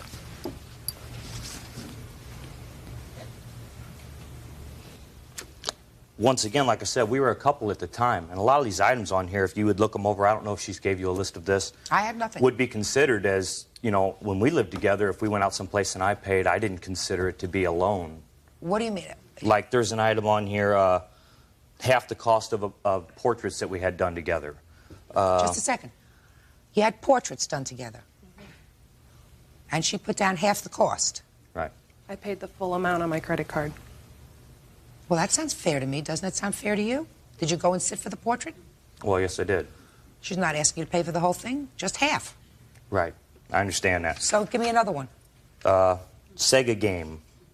Sega game. Oh, sorry, Sega game tapes. Those yours? Yeah. They are now. At the time, you know, like I said, we were a couple. You're a couple. So it's Sega game, yours. Go. Well, give me another one. Compact discs. Did she listen to the music too? I don't know what specific compact discs they are. Building supplies. I don't remember that one. Building supplies. What are for building what? supplies? I don't remember exactly what it was for, but it was from Builder Square, and he was a subcontractor, and I'm not. So Which I would is have true. no I was need. a subcontractor, but at the same time, building supplies. Was it for something that we did? I remember the place that we lived in. We there was a. We were going to put a fence around the place for the guy that we leased from. You know, I mean, there was just different items at different just times. a second. Did you put a fence around the house? No, we didn't. But the Well, materials if you were. didn't, then what are you telling me the story about? My point is this, though, Your Honor. When we lived together, the things that she bought, I didn't keep an itemized list, so I can't very well stand here and argue with her and say, well, I bought this and you bought that, so we should be even, because, like I said, when you're in a relationship with somebody, you don't keep receipts for different things that you buy for each other, but she did because she put them on her card. Now, I don't see, whereas, like I said, in a relationship, that you just do that as a couple. Can I see the things, please? Or at least I do. Miss Newdecker, let me look through some of these things. Men's dress clothes for grandfather's funeral. I didn't remember that she'd bought them. Like I said, of course, I didn't remember what all was on the list. She's got the list and she's got the bills. You need a muffler and brakes for your car at one point? I don't remember that either, but I'm not saying it didn't happen. This has been, Did you have like I said, an El 5 years ago. Camino? Yes, I did. There you go. All right. Now, so I am assuming for the purpose of this case that originally you owed her the $2,600 and that you made payments, and she's kept very careful records of those payments, and that all she claims that you owe her is $870. But what I really think you're probably angry about, sir, is that she wrote a letter to you which your wife opened. This is your wife? Yes. That created some problems for you? Yeah, but that had nothing to do with the amount that I owed her. I honestly did not remember those other items, so Okay, well, I now- didn't believe that I owed them. Well, now you do. So your wife opened this letter, and did that distress you? Oh, yeah. Well, step up here. Why did it distress you? Because she said on the letter that my husband had went to see her 9.5 weeks ago, and I had no idea he was keeping in contact with her because of the first time and the last time I've ever met her, she tried running me and my husband off the road because she was, I guess, mad that he was going to stay with me and not her. We had only been dating on and off for a month. How long are you married? 2 years now. Mm-hmm. Everything okay? Mm-hmm. Fair? Yeah. Okay. You have any children? Yep. How old? She's going to be 21 months. And that's his baby? Mm-hmm. Why don't you have a seat?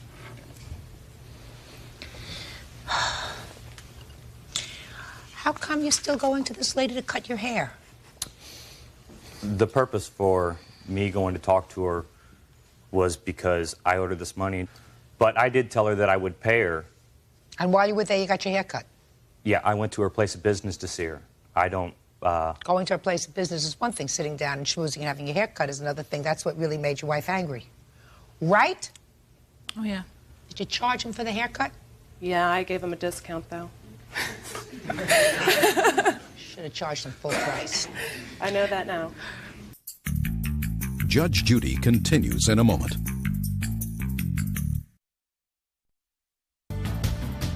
Mr. Key, sometimes men do really dumb things.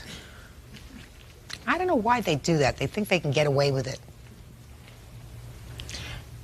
You always get caught. You know why? Because women are great snoops. Terrific. They can smell something that isn't right. Go to a barber. Meanwhile, it sounds to me, Mr. Key, that you got more trouble than the $870 that you owe this lady. It also looks to me as if you've got a very nice but very sad wife and a 21-month-old baby. So you better get your act together. You owe her $870.37. Pay her. That's all. Parties are excused. You may step out. There you are. Judge Judy continues in a moment. Next case. Parties on Newdecker versus Key. Step forward, please. 29-year-old hairdresser Lisa Newdecker is suing her ex-boyfriend, carpenter Christopher Key, 30, for money she loaned him before he met his current wife, Melissa. Well, I've read your papers. There are a couple of interesting little quirks in these papers that I want to find out about. But basically, Miss Newdecker, this was your boyfriend about 5 years ago. About 6.5 actually is when I started dating him. And some 5 years ago, you lent him some money. Over the course of the time we dated, yes. How did you lend him this money? He was short of cash and needed to get miscellaneous items, and I went with him and used my credit cards. So it was basically credit card bills? Yes. And how much altogether was it that he charged at that point? It was approximately $2,600. And when you separated, according to these papers, he made a lot of payments. Yes. But that he still owes you $870.37. Approximately, yes. When was the last time he made a payment? On October 4th. I received the check about October 7th. And then he stopped making payments? Yes. Why? Well, in the beginning of the breakup, there was a discrepancy when she came to me with the amount of how much was owed. I didn't remember it totaling up to $2,600, and I told her at the time that I didn't remember it being $2,600, and she insisted that it was. So when you insist that it was and you say it wasn't, did you look over all the bills? No, Why? because we were separated, it wasn't a matter of me going over and sitting down with her and going over and saying this was mine, that wasn't. She said that it was, and I had figured it to be around $1,500, $1,600, and Well, which is a considerable difference. So why didn't you go over there and look over the bills? That's a $1,000 discrepancy. We weren't a couple any longer. It just So what? You weren't a couple. It seems to me it's now more of a business transaction than anything else. You mean you just thought you'd blow it off? No. I didn't just think I'd blow it off. It was, like I said, I didn't see it that way, and she's seeing that it did. Judge Judy continues in a moment. Sometimes men do really dumb things. You always get caught because women are great snoops. Real cases, real people. Judge Judy. 29-year-old hairdresser Lisa Newdecker is suing her ex-boyfriend, carpenter Christopher Key, 30, for money she loaned him before he met his current wife, Melissa. She had the papers to show you, sir, what items you purchased, I assume. Do you still have them? Yes. Well, take a look. 5 years later, sir, take a look. It's a list of what all the paperwork is.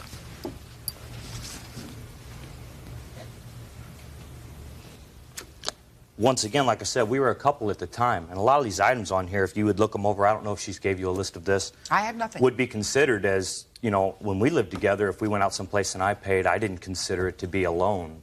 What do you mean? Like there's an item on here, half the cost of portraits that we had done together. Just a second. You had portraits done together. And she put down half the cost. Right. I paid the full amount on my credit card. Well, that sounds fair to me. Doesn't it sound fair to you? Did you go and sit for the portrait? Well, yes, I did. She's not asking you to pay for the whole thing, just half. Right. I understand that. So give me another one. Sega game. Sega game. Oh, sorry, Sega game tapes. Those yours? Yeah. They are now. At the time, you know, like I said, we were a couple. You're a couple. So it's Sega game, yours. Go. Well, give me another one. Compact discs. Did she listen to the music too? I don't know which specific compact discs they are. Building supplies. I don't remember that one. Building supplies. What are building supplies? I don't remember exactly what it was for, but it was from Builder Square, and he was a subcontractor. I'm not. So Which I would is have true. I no was need. a subcontractor, but at the same time, building supplies. Was it for something that we did? I remember the place that we lived in. There was a. We were going to put a fence around the place for the guy that we leased from. You know, I mean, there was just different items at different just times. a second. Did you put a fence around the house? No, we didn't. But the Well, materials if you were. didn't, then what are you telling me the story about? My point is this, though, Your Honor. When we lived together, the things that she bought, I didn't keep an itemized list, so I can't very well stand here and argue with her and say, well, I bought this and you bought that, so we should be even, because, like I said, when you're in a relationship with somebody, you don't keep receipts for different things that you buy for each other, but she did because she put them on her card. Now, I don't see, whereas, like I said, in a relationship, that you just do that as a couple. See the things, please? Or at least I do. Miss Newdecker, let me look through some of these things. Men's dress clothes for grandfather's funeral. I didn't remember that she'd bought them. Like I said, of course, I didn't remember what all was on the list. She's got the list and she's got the bills. You need a muffler and brakes for your car at one point? I don't remember that either, but I'm not saying it didn't happen. This has been, Did you have like I said, an El 5 years Camino? ago. Yes, I did. There you go. All right. Now, so I am assuming for the purpose of this case that originally you owed her the $2,600 and that you made payments, and she's kept very careful records of those payments, and that all she claims that you owe her is $870. But what I really think you're probably angry about, sir, is that she wrote a letter to you which your wife opened. This is your wife? Yes. That created some problems for you? Yeah, but that had nothing to do with the amount that I owed her. I honestly did not remember those other items, so Okay, well, I didn't now- believe that I owed them. Well, now you do. So your wife opened this letter, and did that distress you? Oh, yeah. Well, step up here. Why did it distress you? Because she said on the letter that my husband had went to see her 9.5 weeks ago, and I had no idea he was keeping in contact with her because of the first time and the last time I've ever met her, she tried running me and my husband off the road because she was, I guess, mad that he was going to stay with me and not her. We had only been dating on and off for a month. How long are you married? 2 years now. Mm-hmm. Everything okay? Mm-hmm. Fair? Yeah. Okay. You have any children? Yep. How old? She's going to be 21 months. And that's his baby? Mm-hmm. Why'd you have a seat?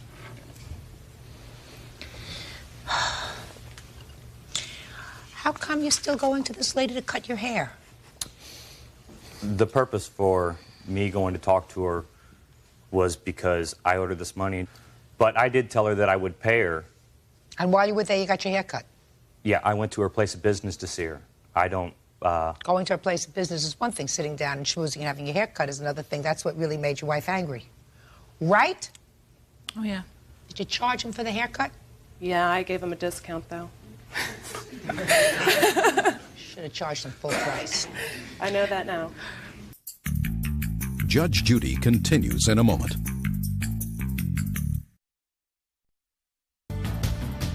Mr. Key, sometimes men do really dumb things.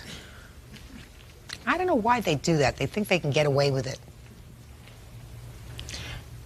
You always get caught. You know why? because women are great snoops. Terrific. They can smell something that isn't right. Go to a barber. Meanwhile, it sounds to me, Mr. Key, that you got more trouble than the $870 that you owe this lady. It also looks to me as if you've got a very nice but very sad wife and a 21-month-old baby. So you better get your act together. You owe her $870.37. Pay her. That's all. Parties are excused. You may step out. There you are. Judge Judy continues in a moment. And on the next Judge Judy. Rashad versus Hayes. Step forward, please. 19-year-old loan officer Amy Wishard says she's pregnant with her ex-boyfriend, 22-year-old mechanic Ken Hayes' baby, and he owes her money. He says he owes her nothing. Order. All rise. Your Honor, case number 328 on the calendar in the matter of Wishard versus Hayes. Parties have been sworn in, Judge. You may be seated, sir. Oh, Miss Wishard. You have a problem. Yes. You had an on-again, off-again relationship with this gentleman. Yes. According to these papers, mostly off. Yes. But for a fleeting moment while it was on, you got yourself pregnant. Now it's off. Right? What are you laughing about? Shouldn't do that by yourself. Right? And to add insult to injury, he owes you money. Yes. So, why don't you tell me what he owes you money for? He owes me around $660. In January, we got an apartment together under the pretense that he was going to get a salary job. He had been working for his brother, and it was kind of a partnership relationship. So if they didn't get paid, they didn't get paid. How long had you been together up until that point? Around 2 years. And were you living together before that? For about 3 months prior to that, but not before that. Had you discussed getting married? A few times. Did you do the talking or did he do the talking? I guess it depended on the situation. You know, when I felt like I wanted to, I would talk to him, and usually when he would screw up, then he would talk to me about it. What do you mean when he would screw up? When, you know, when he had done something wrong and knew he was at fault, then he would say, oh, baby, you know, I want to spend the rest of my life with you. I want to be with you forever. Let's get married. He actually used the M word. Yes, yes. Mm-hmm. Spending the rest of my life with you, wanting to be with you together, I've heard a lot since I've been sitting here. The M word I haven't heard so much. So you took this new apartment. Yes. You both signed the lease. Yes. And what happened? We got 2 weeks free rent because we moved in the middle of January. And then it was coming time for rent to be due at the beginning of February. He had not gotten a salary position with his brother or with any other company.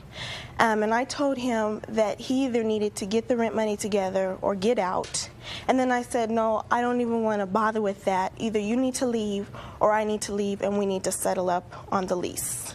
Was it the financial frustration that finally that got was to you? part of it, and just he wasn't owning up to his responsibility. I would have never moved in the larger and more expensive apartment if he had just told me, no, Amy, I'm not gonna get a salary position. I'm gonna keep working for my brother. Then at least I would have known, and it would have been up to me at that time if I wanted, you know, to move on further or drop it there. But what kind of work do you do? I'm a loan officer for a mortgage company. Mm-hmm. So either he was going to leave or you were going to leave. Right. What happened? And I had decided that I would leave. I went and got my things, and we agreed that we were going to come in a few days later and sign papers for him to take over responsibility of the lease. Then, prior to when we were supposed to go in and sign the papers, they called me and said he had moved all his things out, which was untrue because we had already decided that I was going to leave and he was going to take over the lease. I even told him I would pay that half for that month where he could find a roommate, and he said there were too many painful memories and he just couldn't stay there. So $660 is half of the rent for February? Well, we had to break the lease. So they charged us that month's rent, plus they charged us another month's rent you know, for breaking the lease plus 2 months utility fees, and I have all the fees that they... So it all comes to $660? His half. And what else do you say he owes you for? And then I loaned him $450. Later on that year, he said he needed to pay some other kind Well, of... when did this happen? In January. Of '97? Yes. So after you broke up and after everything else, you lent him more money? Yes. Amy! Yeah. Well, we were on speaking terms at the time and on a friendship basis. So what did he need this money for? He said he needed to pay lawyer's fees or court fees for some other case he was going to. What other case? I think it might have been a custody battle. I'm not sure. And you gave him the money? Yes. Do you have proof that you gave him the money? I have a check that I wrote out to cash. I didn't write it to him. Well, somebody had to cash it. That he cashed at my bank. Oh.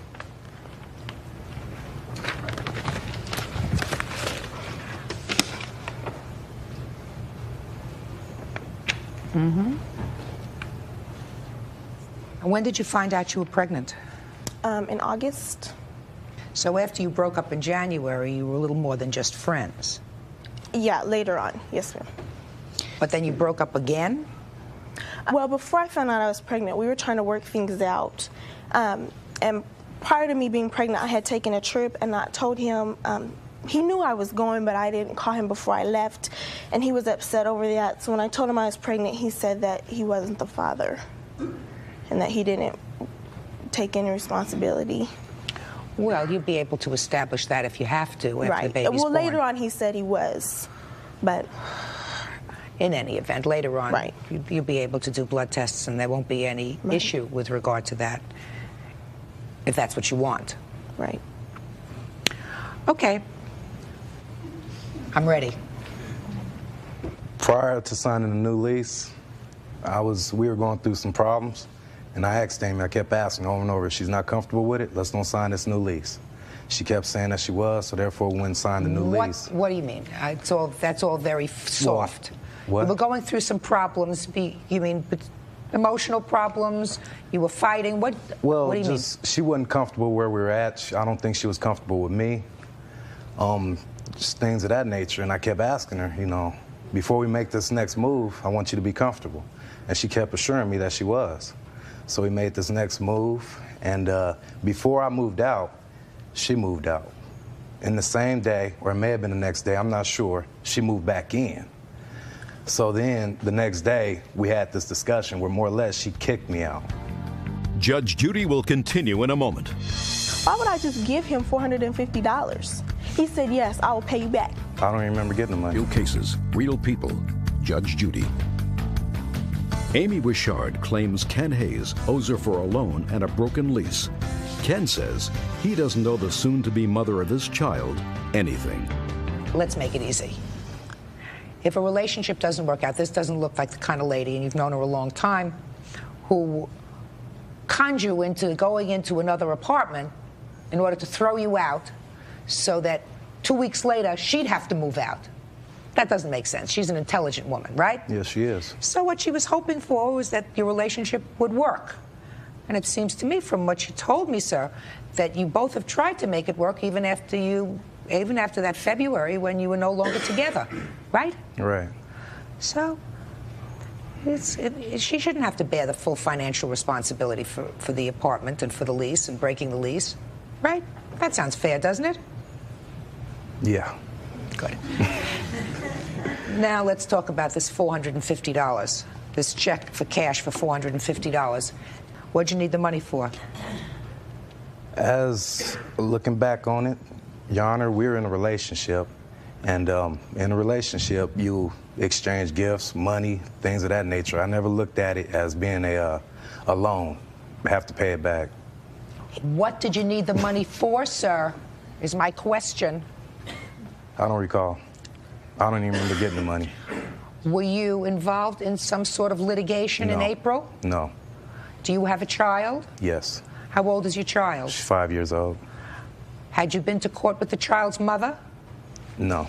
Around April? No. Were you having problems with visitation? No. Well then, what did you need the money for, sir? I don't recall. I don't even remember getting the money. Your Honor, he came to my place of work. I was working at a bank at the time. Amy, I need to borrow $450. I promise you I'll pay you this back in the next couple days. I said, Ken, are you sure that's a lot of money? I can't just be throwing around $450. Why would I just give him $450? He said, yes, I will pay you back. And when I spoke to him about the incident with the rent, I said, and you owe me $450. And he said, I haven't paid you back for that yet? Now, why would he say that if it was a gift? He knew it was a loan. When is your baby due? May. Are you still working with your brother? Yes. You finally making a living? Yeah. Thank you. When this baby comes, and I assume when you are satisfied beyond any shadow of a doubt that this baby is yours, you're going to pay support for the baby? Yes. Great. We're going to start now by filling back up her little nest egg for money that you owe her. That's $660 and $450 that she loaned to you in April of 1997. Grand total is $1,110. Judgment for the plaintiff. That's all. Parties are excused. You may step out. And now the next case. All parties on Davidson versus Davidson. Step forward, please. Banker Bobby Davison is suing her ex-husband, Louis Davison, for half of their son's funeral costs. You folks have been divorced for a long time. How many years? 30, approximately. And sadly, your son was killed in an automobile accident when he was in his 30s. Yes. How old was he? 30? 36. And according to your complaint, Ms. Davison, your former husband agreed to pay for half of your son's funeral expenses. That's correct.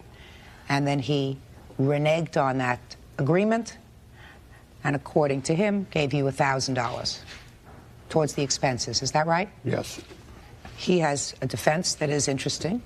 So why don't you tell me about the arrangements that you started to make for your son and how your former husband was involved?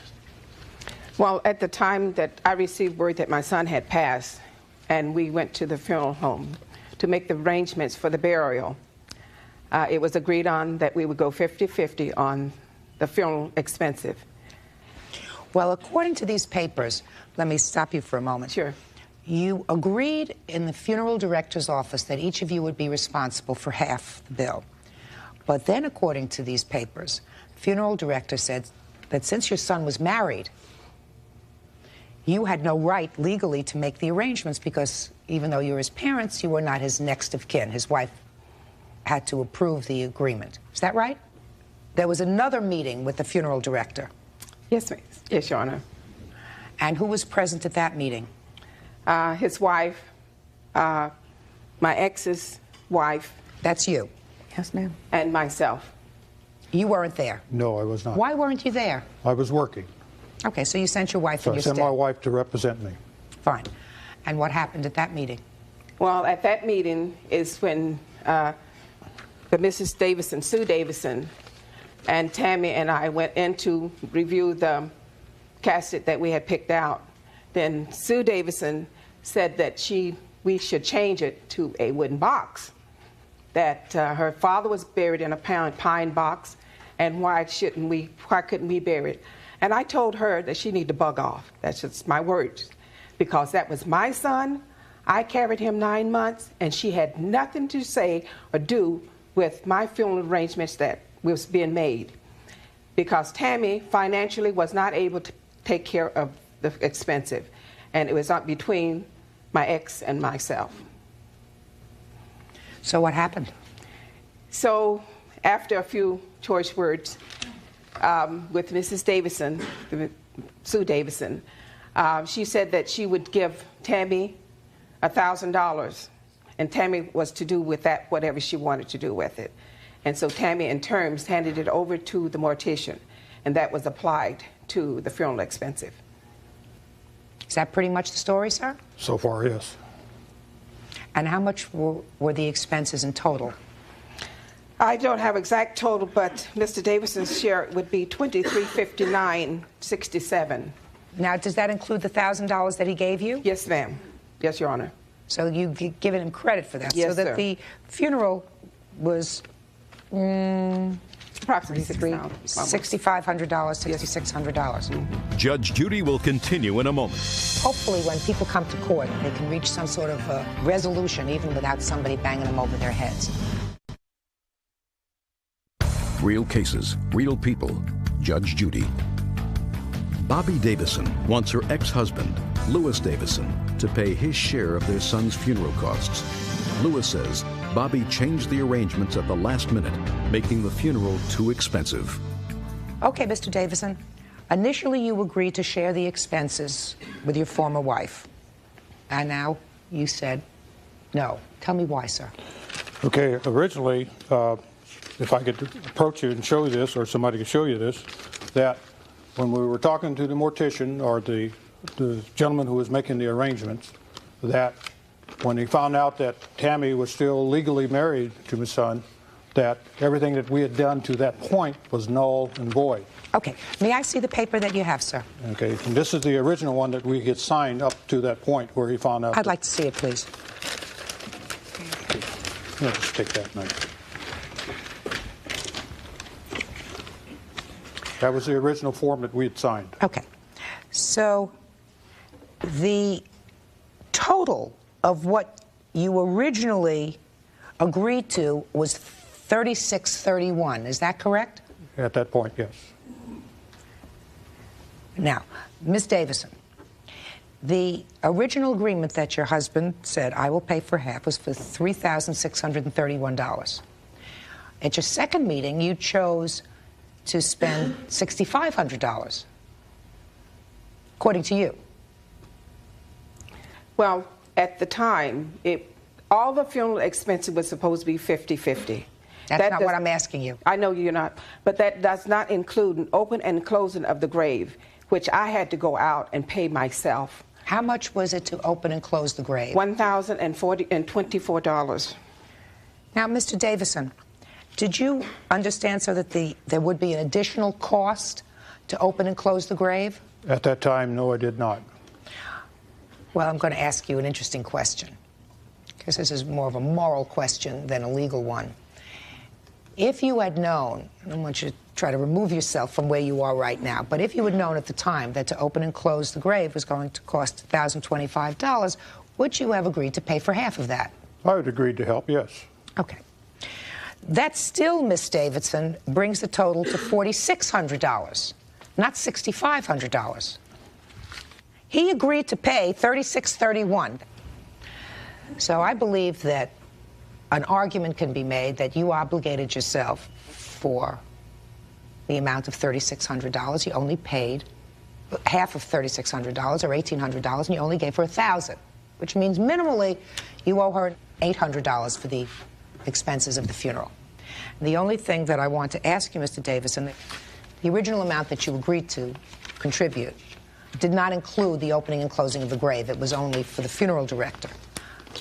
And I'm asking you if today you are prepared to contribute something towards the opening and closing of the grave. Okay, if the circumstances at the time, right now, to answer your question, you'll feel better if you say yes. Well, there's no question I'd feel better, but that was not the problem. Judge Judy is ready to rule.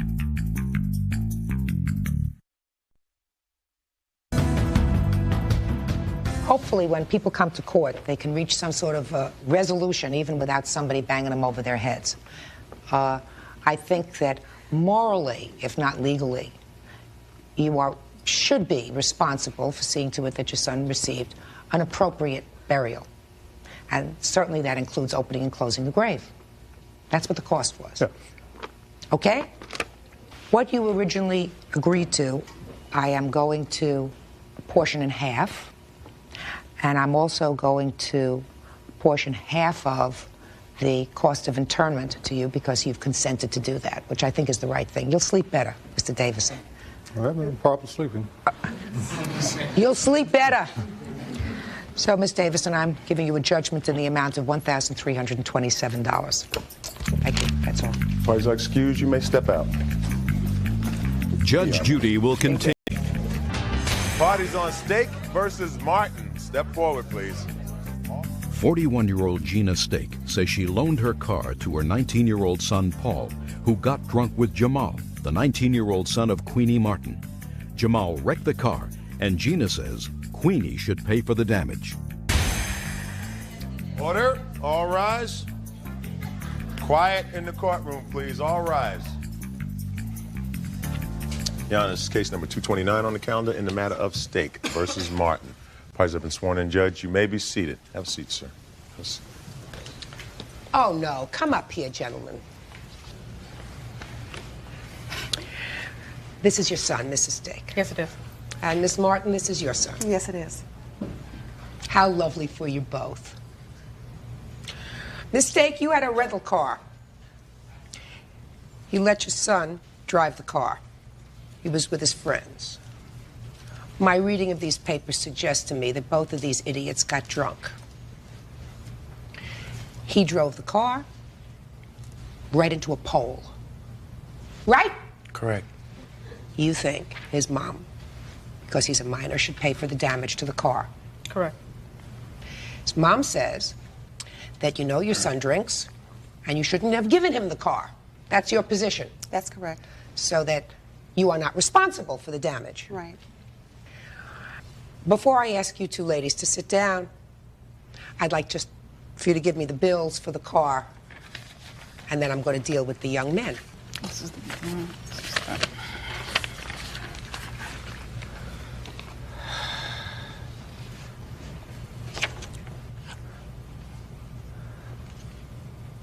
So the amount that you had to pay was $5,878.43. That's the balance of it. My insurance paid $4,900. But this is just the balance. Correct. Why don't you two ladies have a seat for a moment? I'll ask you to come back in a moment.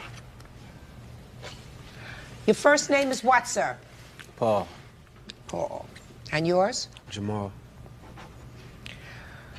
Now, Paul, tell me about how your mother, it came about that you asked your mother to borrow the car for the evening.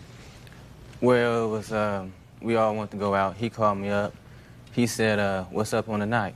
And I said, nothing, and got this rental car, and, you know, he wanted to go kick it. So I was like, all right, fine. You know, I told him I had no money. He said, come on now, this is Jamal. Could you keep your voice up and try to speak slowly? Oh, okay. He was like, come on now, this is Jamal. So I was like, all right. So he wanted to get drunk. Well, we all wanted to get drunk. So he went and bought the drink. Then after a while, we went to my... Just a minute. So you went to your mother, and you said to your mother what?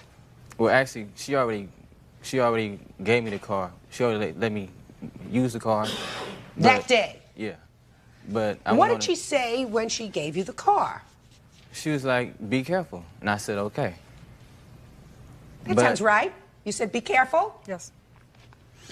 So right after your mother said, be careful, you and this genius over here decided to use the car and to go and get some booze and drink, right? Right. And where did you decide to do that? At my sister's house. Your sister's house? How old is your sister? Well, she is about 19 now. So you decided to go to your 19-year-old sister's house with Jamal over here, and how many other people? Just one more person, my best friend. Now, were you drinking before you got to your sister's house? Is not an answer. In court. No. No is an answer. So what happened at your sister's house? Well, I said, let's leave, you know, because he got into an argument with my sister and everybody else in the house. So I said, you know, let's leave. But by that time we decided to leave, we was already toe up. We were already drunk.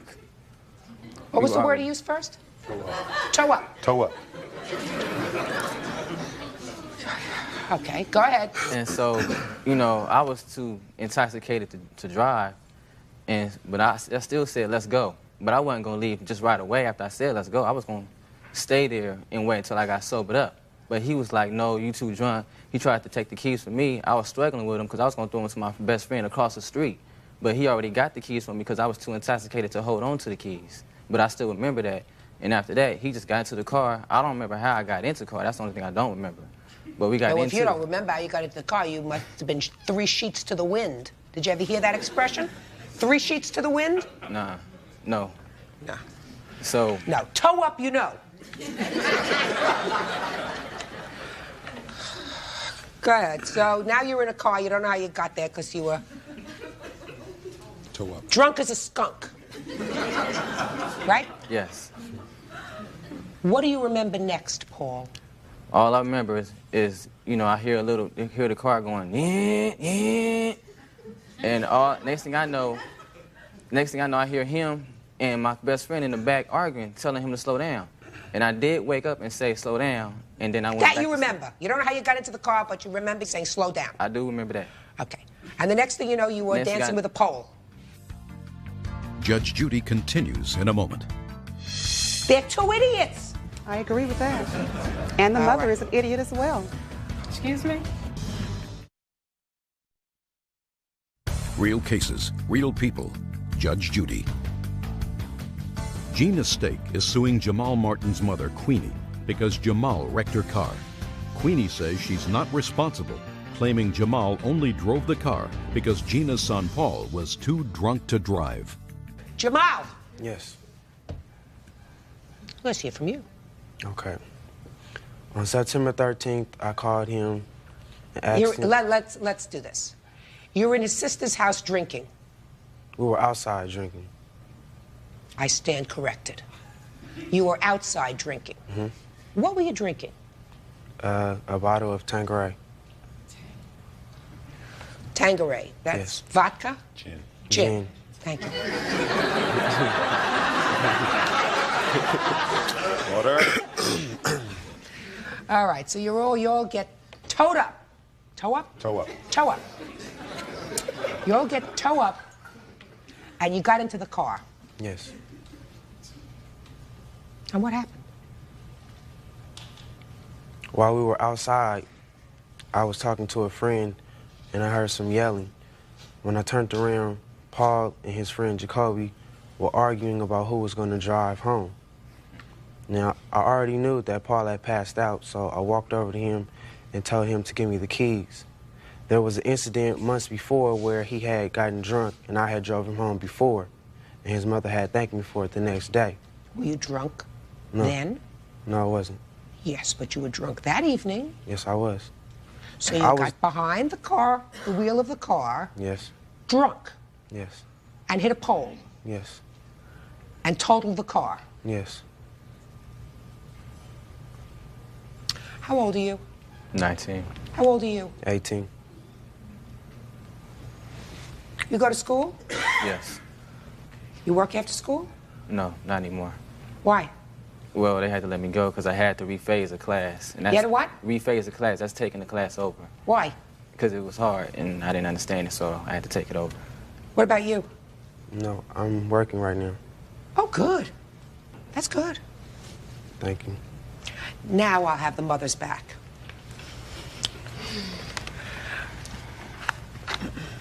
Consider yourselves both really lucky.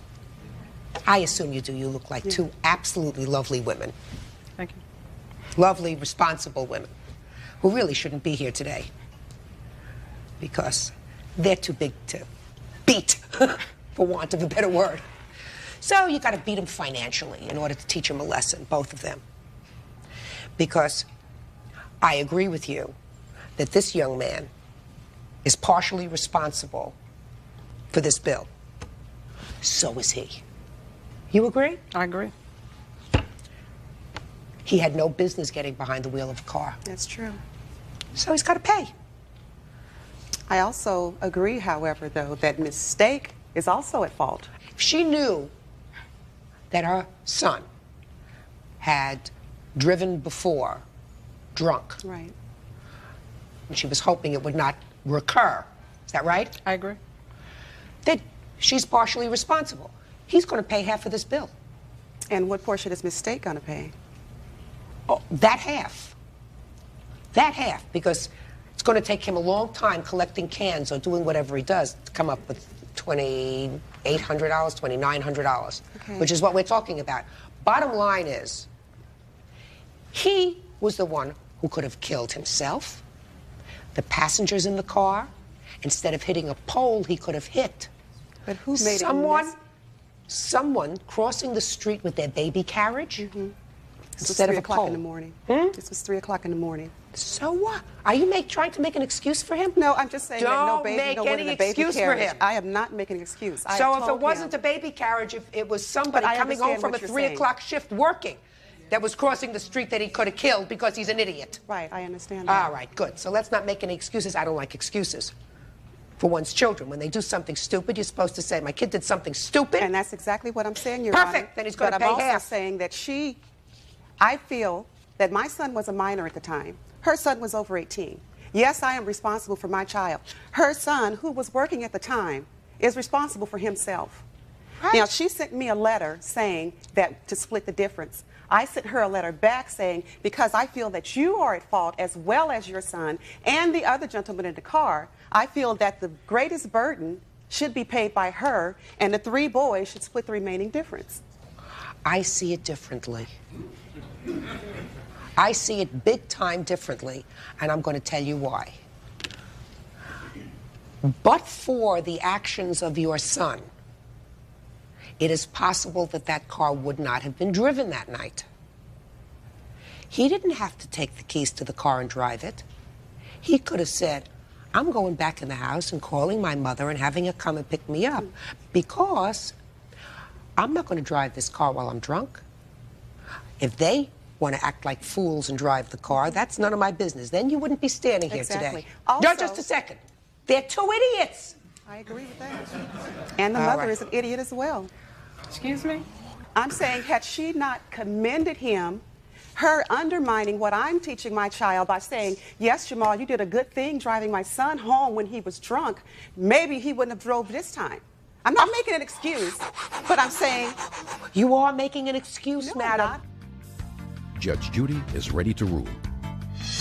Like I said, this is all fine to me. There's no person in this world like me. I can overcome anything in this world at all. Anything. Real cases, real people. Judge Judy. Miss Martin, she said to you in her letter, split the difference And I with don't me feel it because should be I am split. prepared to accept part of the responsibility for giving my son the car. She didn't say to you, your son was driving, therefore he's got to pay the difference. She said, I'm prepared to split the difference with you. That's assuming, on her part, a certain responsibility for allowing her idiot to drive the car in the first place. Come on, get it together, madam.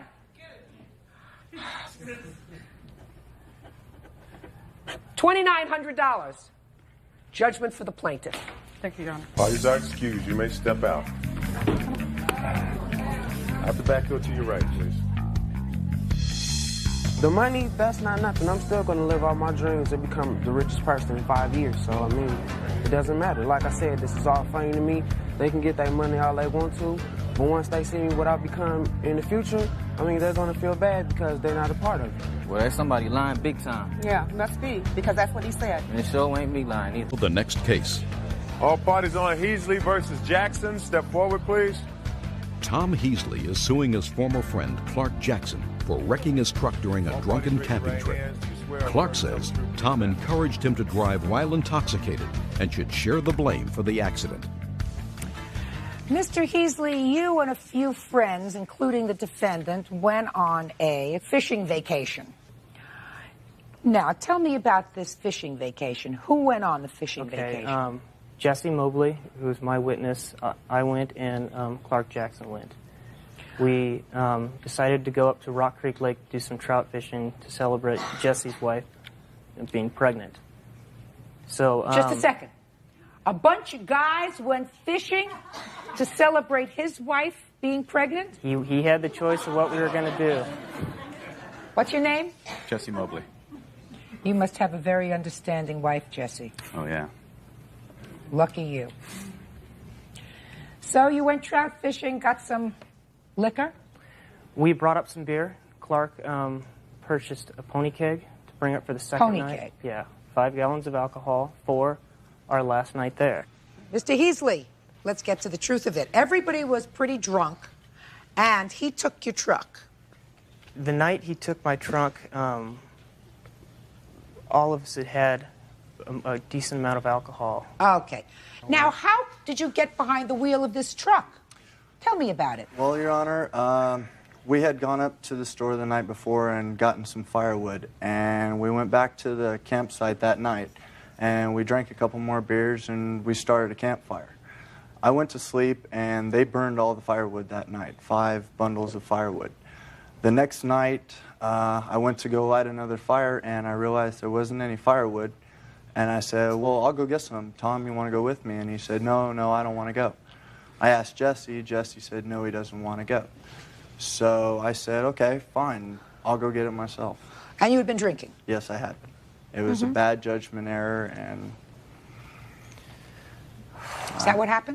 Not even close. So tell me your version of what happened. Clark jumped in the truck without permission before Jesse and I could protest from the back of the campsite, said, I'm going to the store, jumped in, and was gone.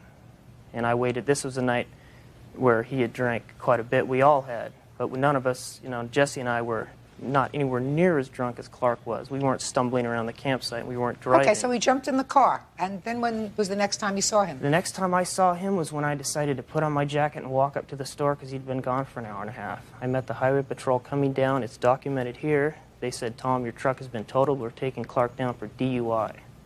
Which they did. Which they did. Now, tell me about this truck that you have. How old is it? It's an 88 Ford Bronco. I just purchased it for $4,900. You have proof of the purchase price of this truck for me? Yes. Can I have it, please? Now, Mr. Jackson, while I'm looking at that, sir, why do you feel as if you're not responsible for his truck?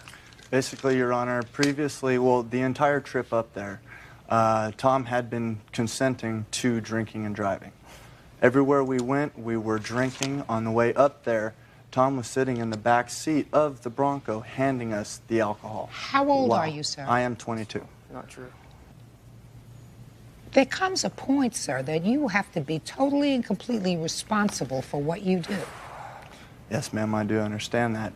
But he did give me consent earlier that day by saying, you are welcome to drive my truck anytime this weekend. You are a very good driver. I know you can handle it. Mr. Jackson, you were blotto drunk. Yes, ma'am, I do understand that. You mean you think he should have said to you, you have permission to drive my truck unless you're blotto drunk? Your Honor, there was never a point in time where that drinking and driving was an issue. Well, it was an issue when you wrecked his truck. Judge Judy is ready to rule. 28-year-old Tom Heasley says while on a camping trip with his buddies, Clark Jackson wrecked his truck. You destroyed his truck. Were you able to salvage any part of it? None of all the salvage fees went for the tow fee, $1,000 to have it towed out of the canyon. And you had no insurance? Just minimal insurance. What kind of, what's minimal? Look at me, sir. Okay. What kind of minimal insurance? Just theft and collision. Did your insurance pay anything towards the car, is what I want to know. Not a dime. I did not receive a dime. What was your blood alcohol on that day, sir? Ma'am, it was .14. So did you plead guilty to DUI? I am in the process, yes. Okay. Easy. Don't drink and drive. Yes, ma'am. And if you're 22 years old and old enough to get behind the wheel of a car, that you have to know. Don't blame anybody else. It's nobody else's fault but yours. You get behind the wheel of a car and you're drunk, you're just lucky you didn't kill yourself or, more importantly, somebody else. Yes. Judgment in this case is for the plaintiff in the amount of $4,900. That's all. Parties are excused. You may step out. I'll back up to you right now. Judge Judy continues in a moment. Versus Cope, step forward, please. 17-year-old Kelly Atkinson says she started dating Daniel Cope when she was only 15. Now broken up, she's suing him for money he took when they were lovers. Order. All rise. Quiet, please. Judges number 278 on the calendar in the matter of Atkinson versus Cope. Parties have been sworn in. You may be seated. Have a seat, please. How old are you? 25. Did you know how old she was when you started to date her? Yes. How old was she? 15. And you were 23? Yes, ma'am. That's very dumb. It's a lesson well learned. Because in addition to everything else, it's a felony. Right? Yes. Now, Miss Atkinson, this is your mother? Mm-hmm. You're 17 now. Yes, I am. So this suit was really filed by you on behalf of your daughter. You say that you loaned him money. Loaned him $2,000. For what? Repairs on his pickup truck. Bills that I paid for him. Like what? Gas and power. Very, very, very often, he would take me to the bank to get $20 out so he could get back and forth to work for a night. I have a copy of all my bank receipts for the time that we were dating. Where did you meet him?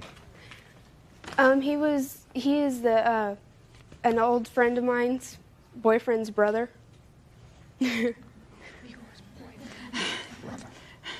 Yeah. And we were just introduced one day, and we were friends for about 5 months, and then it went from there. Did your mother know that you were dating him? Yes, she did. Did you think it was a good idea? He wasn't like a normal 23-year-old. He was more like a 19-year-old. Seemed, and they were friends first. That's not unusual. So he's 23 going on 19. And your daughter was 15 going on 16. Yeah. So you didn't think it was so terrible. Did you know that they were intimate? Not for a long time, no. So you took some money from her? The loan was offered to me. What I did borrow from her, yes. Didn't take. Well, tell me. It was offered. Right. And you took it? It was offered It was as a loan. offered several times, and I did take it. Yes, I borrowed, yes. Why? Not $2,000. How much? $800. Well, $800 in one lump sum. Yes, ma'am. We're talking about little bits at a time. No, ma'am. No, ma'am. All the withdrawals listed on there, there's only, I think, one deposit that I made for my birthday on April 8th. All the rest of the withdrawals were not from me personally using the money, but from him using the money. You mean using it to go out on a date, maybe? No, to take it and pay his bills, or to, for instance, I bought him a differential. He needed a differential. I loaned him the $150 as a deposit down on the differential for his... Does that sound familiar? No, ma'am. No, ma'am. I've been self-sufficient since I was 18 years old. I paid all my bills. No. And no, she did not pay no gas, power, or electric bill. She loaned me, which was offered, $800, which I paid back. Now, I don't know where she comes up with this, no. How much did you have in this account when you started dating To start him? out with, $2,200. And prior to dating him, had you taken any money out of that account? No, that account was saved up. I've been saving that money since I was 6 years old to go and buy a car when I was 16 or to go to college. So what you're telling me is there were no withdrawals made from that account? None. Zero. Is that correct? That's correct. Step up here, please, with your daughter. When did you find out that she was helping him out with money? The first time I found out about it was his ex-girlfriend left a message on our answering machine telling Kelly that she would never get her $2,000 back, and a few other things she left on. And that was the first time I realized, uh-oh, she's really done it. She's given him some money. And I was afraid she wasn't going to get it back. And when Mom confronted me, I did lie to her because I was trying to protect him. When did you break up with him? When? At the end of August. Why? He put his boot through the window of my parents' truck, kicked me in the face with it. Why? Lots of fights. We were in the middle of another fight, and it ended up in a domestic dispute. Did you call the police? Yes, I did.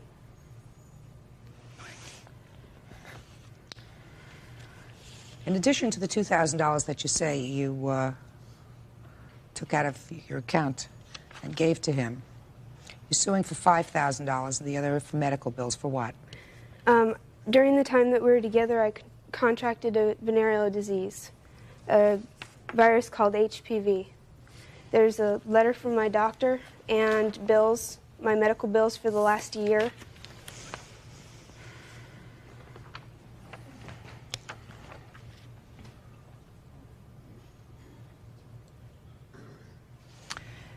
Did you have sexual relations with anyone other than him during this period of time? No. What are you laughing about? Why is that a funny question? No, just like that, no, no. Well, if you have some information that she had sexual relations with somebody else, I'll hear you, sir. She had a sexual relationship with a very close friend of mine. When? When? During the time that we were dating. Okay? The money that she loaned me, the $800, okay, yes, I did pay back. This was a doorway to open the account, and once the money had started being removed, the $800 that was loaned to me, then she went ahead and removed more money. Okay, whenever I caught up to this, and I confronted her about this, you know, spending money to go here, go there, I said, Kelly, you can't do that. That's not right. Show me proof that you paid back the $800. Show me proof that I borrowed $2,000. Judge Judy continues in a moment. When you fool around with jailbait, you sort of accept the consequences of that, sir. Real cases, real people. Judge Judy. Kelly Atkinson is suing her former boyfriend, Daniel Cope, for money he took when they were dating. She also claims Daniel gave her a sexually transmitted disease and wants him to pay for her medical bills. Now, you answered one question that I posed to you, sir, with a different answer. I asked you how you knew that she was having sexual relations with somebody else at the same time she was having sexual relations with you. And you are telling me about $800. How do I know? Yes. Because I drove over to my buddy's house. That's where she'd spent the night instead of over at my house like she told her mother. Yes. Yes. Okay, I caught them. You caught them what? I caught them in the house.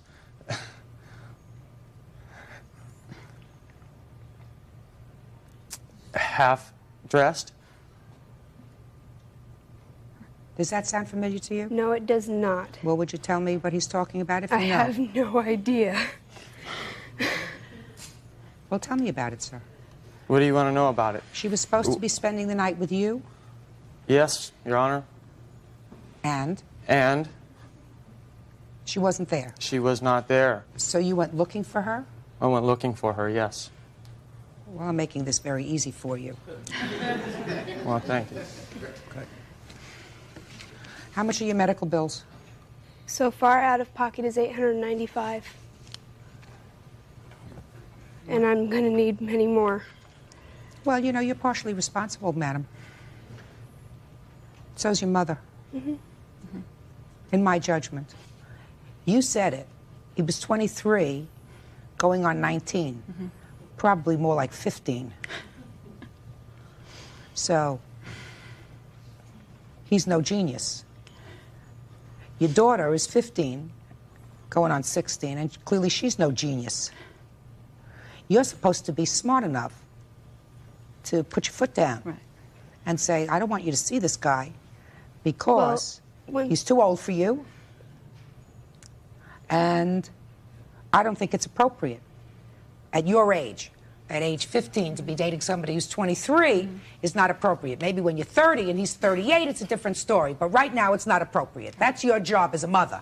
Okay, now whenever Mom did find out about his age and how much we were hanging out together, I was lying to her, again, to try to protect him. Your mother still says she knew very well that you were dating him and that she gave her tacit approval because she felt that he was immature enough to be almost a contemporary of yours. And I trusted Which is them. a kind way of saying it. Very kind. Very kind. So you bear part of this responsibility. You know. Have you had yourself tested, sir? I had myself tested, yes. Good. Do you have the results of the test? I have what they mail me is a card that says you're okay, fine, that you don't need to call us, you don't need to contact us, that you don't need to come in. Let me see. Okay, this does not say nothing, but it's a mailer, all right? Well, it doesn't say anything. What are you giving it to me for? That's the only thing that I do have. Okay, if otherwise I'd have been notified, say, you know, I'd have gotten a phone call saying, come in, we need to discuss this. What made you go here for blood tests, sir? Because I started a new relationship, and I wanted to get tested. I wanted to make sure that, you know, before I have an intimate relationship with anybody, that I do not have a problem. Well, this is interesting because this was just done in October. Yes, ma'am, I have a new relationship. I heard that already. You sound like a broken record. But you stopped seeing her in August, right? A year ago. A year ago. Right. Right, so this doesn't tell me anything because I don't know whether you were tested a year ago and were treated during the course of that year for anything. Do you understand what I'm saying to you? Judge Judy continues in a moment. She'd been having sex for long before. Kelly Atkinson is suing her former boyfriend, Daniel Cope, claiming he gave her a sexually transmitted disease. Daniel says he knows nothing about it. Mr. Cope, nobody is blameless in this situation. Unfortunately, you are the legal adult and she is the legal minor. And when you fool around with what we used to call when I was a child, jailbait, you sort of accept the consequences of that, sir. You took out this money. This was your money supposedly for a car, For correct? a car or college, whichever I decided that was more important at the time. And so far you have medical bills in the amount of $895. I'm giving you a judgment in the amount of $2,895. I'm saying the following to you. You started off your life wrong. You're supposed to be smarter. Mm-hmm. You're 17 years old. Your mother is supposed to be smarter. Your mother is supposed to be protective. And as far as I'm concerned, this 15-year-old shouldn't have unfettered control over a substantial bank account. It's her money, but she's still a kid. Fortunately, what was coming out wasn't money to buy drugs or other things, but it could have been. Mm-hmm. So you got to be very, very careful and very vigilant as a parent these days. I assume your new girlfriend is over the age of 18. Yes. Great. That's all. All right, are excused. You may step out. Back there to your right, please. I thought maybe they'd be good for each other. Maybe she'd help him grow up a little bit and he'd help her grow up. Next case. Party's on Lewis versus Lewis. Step forward, please. Secretary Royce Lewis is suing her 19-year-old stepson, Daniel Lewis, for money she loaned him to buy a stereo when he was 16. Okay, so that we understand who the cast of characters are in this case, this is your stepson. Yes. This is your biological son. Yes. Are you still married to his father? Separated. Married but separated. Right. Well, a couple of years ago, while you were probably all living together, correct? Yes. According to this, you made a loan to these two boys. Yes. To go out and buy some stereo equipment. At that time, he was 16. Yes. And it was your agreement that when he turned 18, he would pay you back. Yes. Turned 18? Yeah. What happened? He never paid me back. The agreement was that when he turned 18, and I didn't ask for interest or anything, and before I gave them both the money, which was cash, I said, this is with the understanding that when you each turn 18 and get your money from your trust account, that you will pay me back the money that I've loaned you. And they both said yes. I said, then go get stereos for your car. So you got a stereo for your car. Yes, I did. And you got one for your car. Correct. When did you separate from his father? About 2.5, maybe 3 months ago. And it was after that that you filed this lawsuit? Right. I told him I was going to the time we were together, and he said I couldn't because he's a pastor of a church and it's his son, and I wasn't allowed to. I said he owes me the money, and he's not paying it, and you're not doing anything to get it. Well, but the marriage was already on. Right. Going. No, actually, no, it wasn't. Well, but then I'm going to tell you something. If you threaten to sue your Well, no, husband's son, that's a good time for marriage to start to go south. Well, I didn't threaten immediately. I said, somehow something has to happen here. It's not right that he's getting away with all this. Okay. Okay. Our agreement, basically there was no agreement. She came up to, I did not ask for the money. I did not ask for anything from her. Me and James were both outside one day. She came right in front of our door. She walked down the stairs and was asking us if we had car stereos and how they worked and all this stuff. And she says, well, do you guys want to go down and get new CD players? And of course, I'm 16 years old. You know, I would love to have a new CD player for my car. So she gave us a blank check, said she told us how much we could spend. Me and James went down, got the same exact CD player. I came home, installed it in my car. Later that night, sitting in my room, she walked through the door and then told me that when I was 18, I could pay her back That's a total lie. because I was getting my settlement, okay? So what did you say to her at that point? Actually, I never said anything. I never actually said, okay, yes, I will do this, yes, I won't. But the thing is also, even if I had agreed to that, I moved up to Sacramento shortly before I turned 18. When I turned 18, I never heard nothing. To this very day, she has never verbally asked me for that money. That is a total lie. His dad has talked to him. Not since. Not talking about his since. dad. He said to you. My dad left her 2 months ago, and that is when this is happening. And she's suing 4 of my dad's friends. Judge Judy continues in a moment. Have fun in jail because that's where you're going. Miss Lewis, a minor cannot make a contract. When he was 16 years old, he could not have entered into a contract, either oral or written, with you for anything. And there are times when, if you enter into an agreement when you're a minor, and if you ratify it later when you turn 18 or 21, depending upon the jurisdiction, then it can become enforceable. But he did not do that. He did not ratify it when he became 18. You cannot make a contract with a minor who is 16 and expect it to be enforced in a court. This lawsuit is dismissed. That's all. Parties are excused. You may step out. Out the back. You got my case next, buddy. Yeah, I've already reported you to Wells Fargo. 21-year-old sound engineer Dean Johnson is suing his former girlfriend, Nicole McDermott. He says he loaned her money to fix her damaged car and was never repaid. Order. All rise. Quiet in the courtroom, please. All rise. Sheesh. Judge, this is case number 283 on the calendar in the matter of Johnson versus McDermott. Thank you, sir. Parties have been sworn in. You may be seated. Have a seat, please. Mr. Johnson, according to your complaint, sir, you and the defendant were dating briefly. She had an accident in the car she was driving. Is the car your car? It was my parents' car. What kind of car was it? It was a Mazda 66. New? No, it was an 83. You got into an accident with the car. According to you, Mr. Johnson, the defendant came to you and she was very upset. Yep, scared of her dad's reaction, didn't know what she'd do. And I said, I know someone who can fix her car. Brought it over there and got it fixed. And while she said that she didn't have the money, I said, I could let you borrow the money.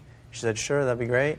But at first she denied it. She's like, no, don't do that for me. Please don't do that. I was like, all right, well, just if you need the money, and when you start your job, you can start paying me back. She's like, all right, because she was scared of what her dad was going to do. Got her car fixed.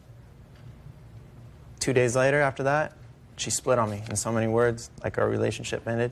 And for about 1.5 years, I tried getting in contact with her maybe like 10 times in a total of 1.5 years, and I never got a response back to her. Mr. Johnson, let's go back a little bit because you sort of fluffed over this oral contract that you had with her that you're suing on, sir. Mm-hmm. She came to your house and she said she was very upset. Well, she was crying and stuff. She didn't So know what she far, was he's going to do. correct. She did not know what she was going to do. So far, he's correct. She's correct to the point where he just said that he said he'd lend me the money, and he never said that. He told me that he had a friend that owed him favors and that he would get it fixed. And I said... Yeah, for cheaper. No, you never Don't said interrupt. that. Go ahead. And so I was like, I was really scared. I was in shock. I just got in an accident. And I said, no, because I don't have money to get it fixed. I'm just going to have to tell my dad. And then he didn't want me to get in trouble. So he said, no, we'll get it fixed. So we took it to the shop, got it fixed.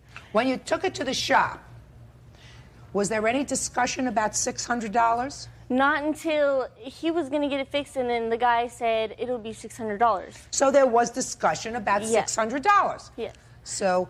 And then Dino, I looked at Dino, and he said, no, they're going to take care of it.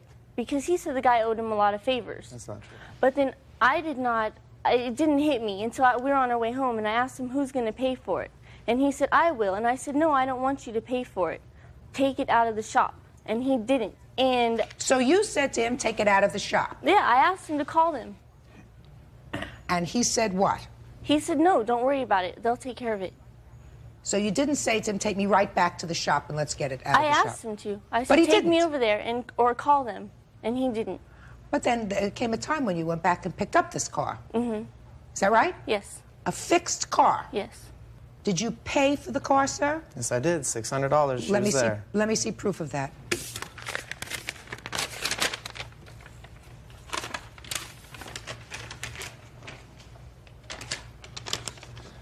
She told me that when she was able to get a job, she would pay me back. I said, little payments are fine, whenever. And she was like, okay, I'm going to pay you back, even when we were like breaking up or whatever we had together. Who signed for this? I did. Mm-hmm. I've taken many cars to Miguel. Miguel, that's the name of this person? Mm-hmm. Miguel's Auto Body Shop. Good. Let me make a call. Mm-hmm.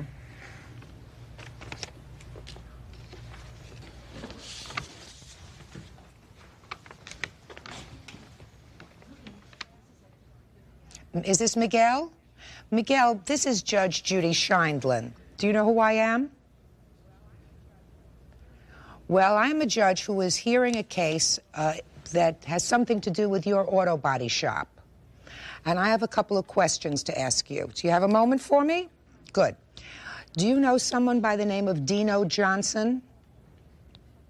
Yes. He says he's brought many customers to your shop. And this has to do with a car that was brought to you, a 1983 Mazda in 1995. He says he came in with a young woman who had been in an accident with her car. Yes? Well, could you tell me what you remember about that, sir?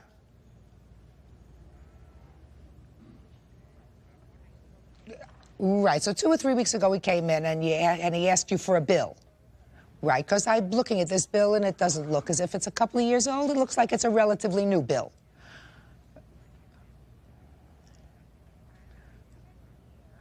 And it says here, sir, there's something that's circled, and it said that you were paid in cash. So how did you know it was $600? Is not an answer, Miguel. Okay, Miguel, you've been very cooperative. Thank you very much, sir. Bye-bye. Judge Judy continues in a moment. I said, well, I don't think my husband would have murdered his daughter, and... Real cases, real people. Judge Judy. Dean Johnson is suing his former girlfriend, Nicole McDermott, because he gave her money to fix her car, and she never repaid him. Nicole says Dean is angry because she broke up with him and started dating his friend. Now, Mr. Johnson, one of the reasons I went to make a phone call is this didn't look like something you had had around for 2.5 years. Mm. So Miguel seemed to know all about this lawsuit. Mm-hmm. I figured maybe he has no business because 2.5 years go by. Boy, he remembered everything, like she was your girlfriend and then broke up with you, and he knew the whole story.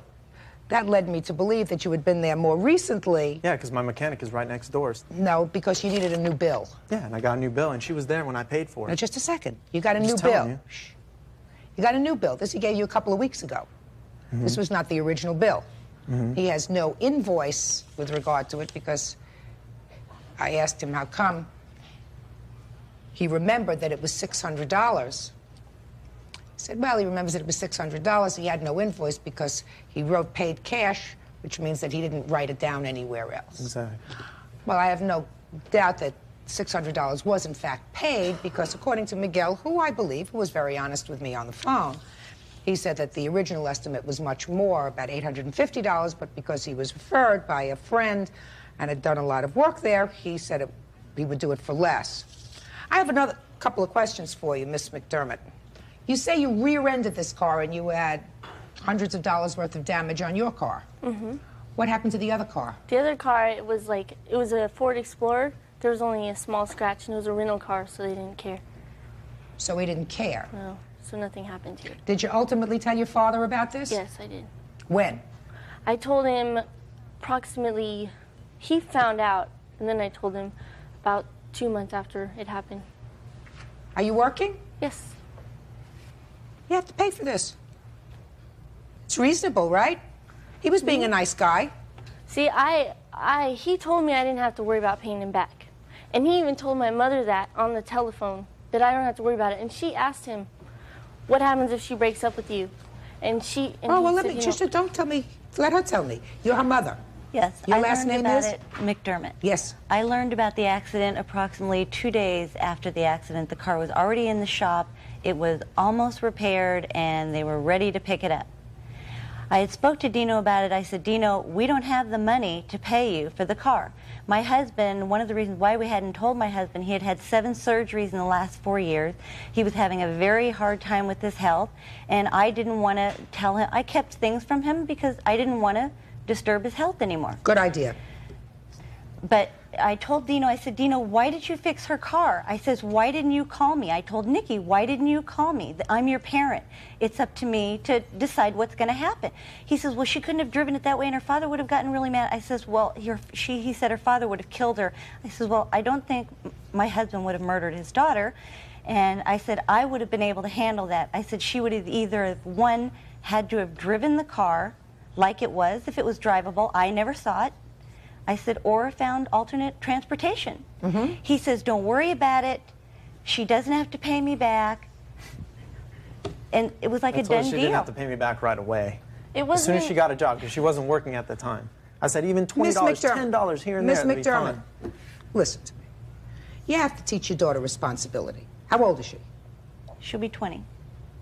And so this happened 2.5 years ago, so she wasn't quite 18, correct? Right. Well, then you have to teach her responsibility. I can understand that. 17 years old, still a baby. They do a lot of stupid things. But she was in an accident with the car.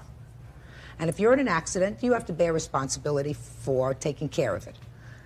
I can understand her boyfriend at that time saying, listen, don't worry about it. You're not working. You know, I don't want you to get in trouble with your father. I will help you out.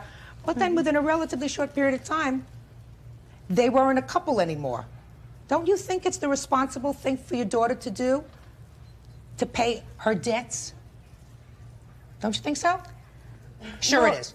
Now, but you have another problem, Mr. Johnson. Judge Judy will Real cases, real people. Judge Judy. Dean Johnson says his former girlfriend, Nicole McDermott, borrowed money to fix her car and never paid him back. Nicole claims the money was a gift. You have another problem, Mr. Johnson. How old are you, sir? 21. So you were over 18 when you made this arrangement with Miss McDermott. Yes. And she was under 18. Mm-hmm. Is that right? I believe so. I wasn't exactly sure of her age. How old were you? I think she just turned 18. I just turned 18. You did just turn 18. Are you lucky? Because if she were under 18, she couldn't make a contract with you, even a verbal one. You understand that? I do now. She can't be bound by it. She can't be sued on it. But if it was over 18, then she has reached her majority. Miss McDermott, you have to take care of your bills. You drive a car, there are expenses. You have an accident, you have to pay for them. That's why I didn't want him to fix my car. But he fixed it, madam. And you're over 18, and you were sitting in the car, and nobody said you had to leave the car there. It was drivable. You could have said, forget it. I don't have the money. I'm going to deal with my father. You didn't do that. Don't take advantage of a situation. How much after this did you two break up? It was about a week. About a week? Maybe even less than that. That's a like very 3 expensive days. He didn't even want the money back. All right. Until... Miss McDermott, you can't get along on your good looks forever, madam. You know? After a while, the looks go. And you have other things that you have to rely on, and that is your good name and integrity and responsibility and all those good things. Now, if you two had ended up an item, you got married and whatever, if he came to me 20 years later and said to me, she owes me $600 for the car, I would have shown him the door. But he did this because he cared for you. So, you're supposed to do the right thing. And the right thing is to pay him back his money. Judgment for the plaintiff in the amount of $600. Parties are excused. You may step out. Kelly versus Barth. Step forward, please. 29-year-old Christina Daly says she loaned her ex-boyfriend, Matthew Barth, money to buy a truck, which he never repaid. Matthew claims he sold the truck and gave Christina the money, making them even. A long time ago, Yes. he was your boyfriend. Yes, ma'am. And these papers say that while he was your boyfriend, he needed a truck, Yes. but he had no money. That's correct. So he asked you for the money, and you gave him how much? I wrote him a check for $4,000. And you don't seem to deny that, sir. No, the only part that I would deny is that she offered me the money. But That's not correct. Just a second. No, let's not fight back and forth. $4,000 was the amount. yes, And this happened about 4 years ago. Is that right? I wrote the check on July 19th of 1993. And then your relationship was over. yes, That was in 94. But you had the truck. yes, I did. And you've never, according to her, you've never paid her back the $4,000. That's correct. Now, Mr. Barth, I read your answer very carefully, sir. And you seem to have a whole menu of defenses to this action. Yes. A whole menu. So let me see if I've got them all. Because, you know, I'm getting old, so I may forget one or two. First, you say it was a gift and not a loan because she offered you the money. Correct? Correct. Then you say, I think I paid her back. I did pay her back a portion of the money. Then you say the statute of limitations ran. That is a defense, Your Honor. Your second defense belies the first defense, because if you say you paid her back the money, or at least a portion of it, that would suggest to me that you acknowledge that there was, in fact, a loan. Yes. So we want to take that first defense that it was a gift and sort of shove it, right?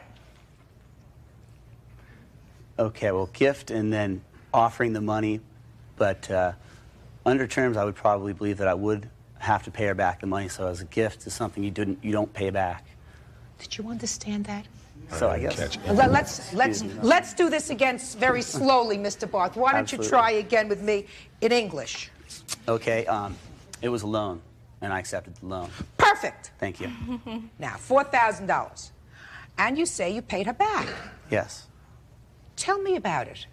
Well, when Look at the termination of the relationship, yes, I had to sell the truck. Why is that? Because in order for me to get any kind of ground to pay her back, I have to come up with some money to pay her back. Yeah. So I sold the truck. And I paid her back what I received for the truck. That's not correct, Your Honor. Just a second.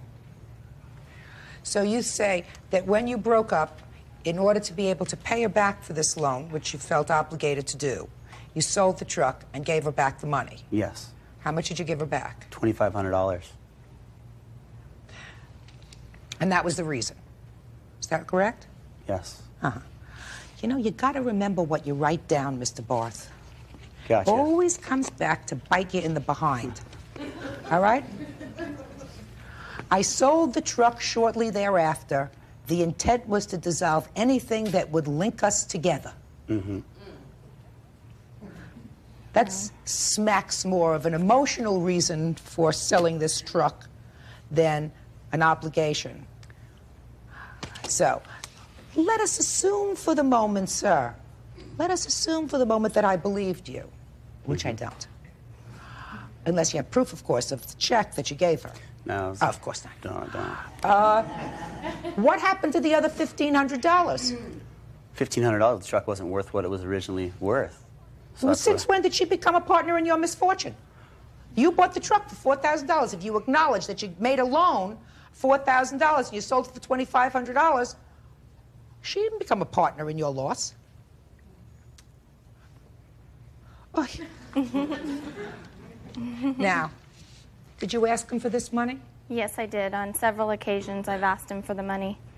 And how he would respond to me was, I would love to pay you the money back, but I do not have the money. And I believed Matt because we were together for 2.5 years, and Matt never had any money. And so I believed him when he told me that, and I trusted him when he told me. But he's got a great smile. He's very charming. Yes, he won me over too. And No, don't add two. He didn't win me over, Miss Daly. Miss Daly, didn't win me over, madam. Okay, well, you're smarter than I. Judge Judy is ready to rule.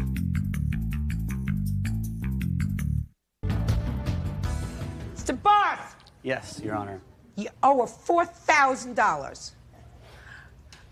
And I leave you with this one thought. You're not going to be gorgeous forever, sir. Eventually, you're going to have to rely on people respecting you, trusting you, feeling as if you're reliable and responsible, because there are a lot of pretty faces out there. Right? My grandmother used to say, beauty fades, dumb is forever. Judgment in this case is for the plaintiff in the amount of $4,000. That's all.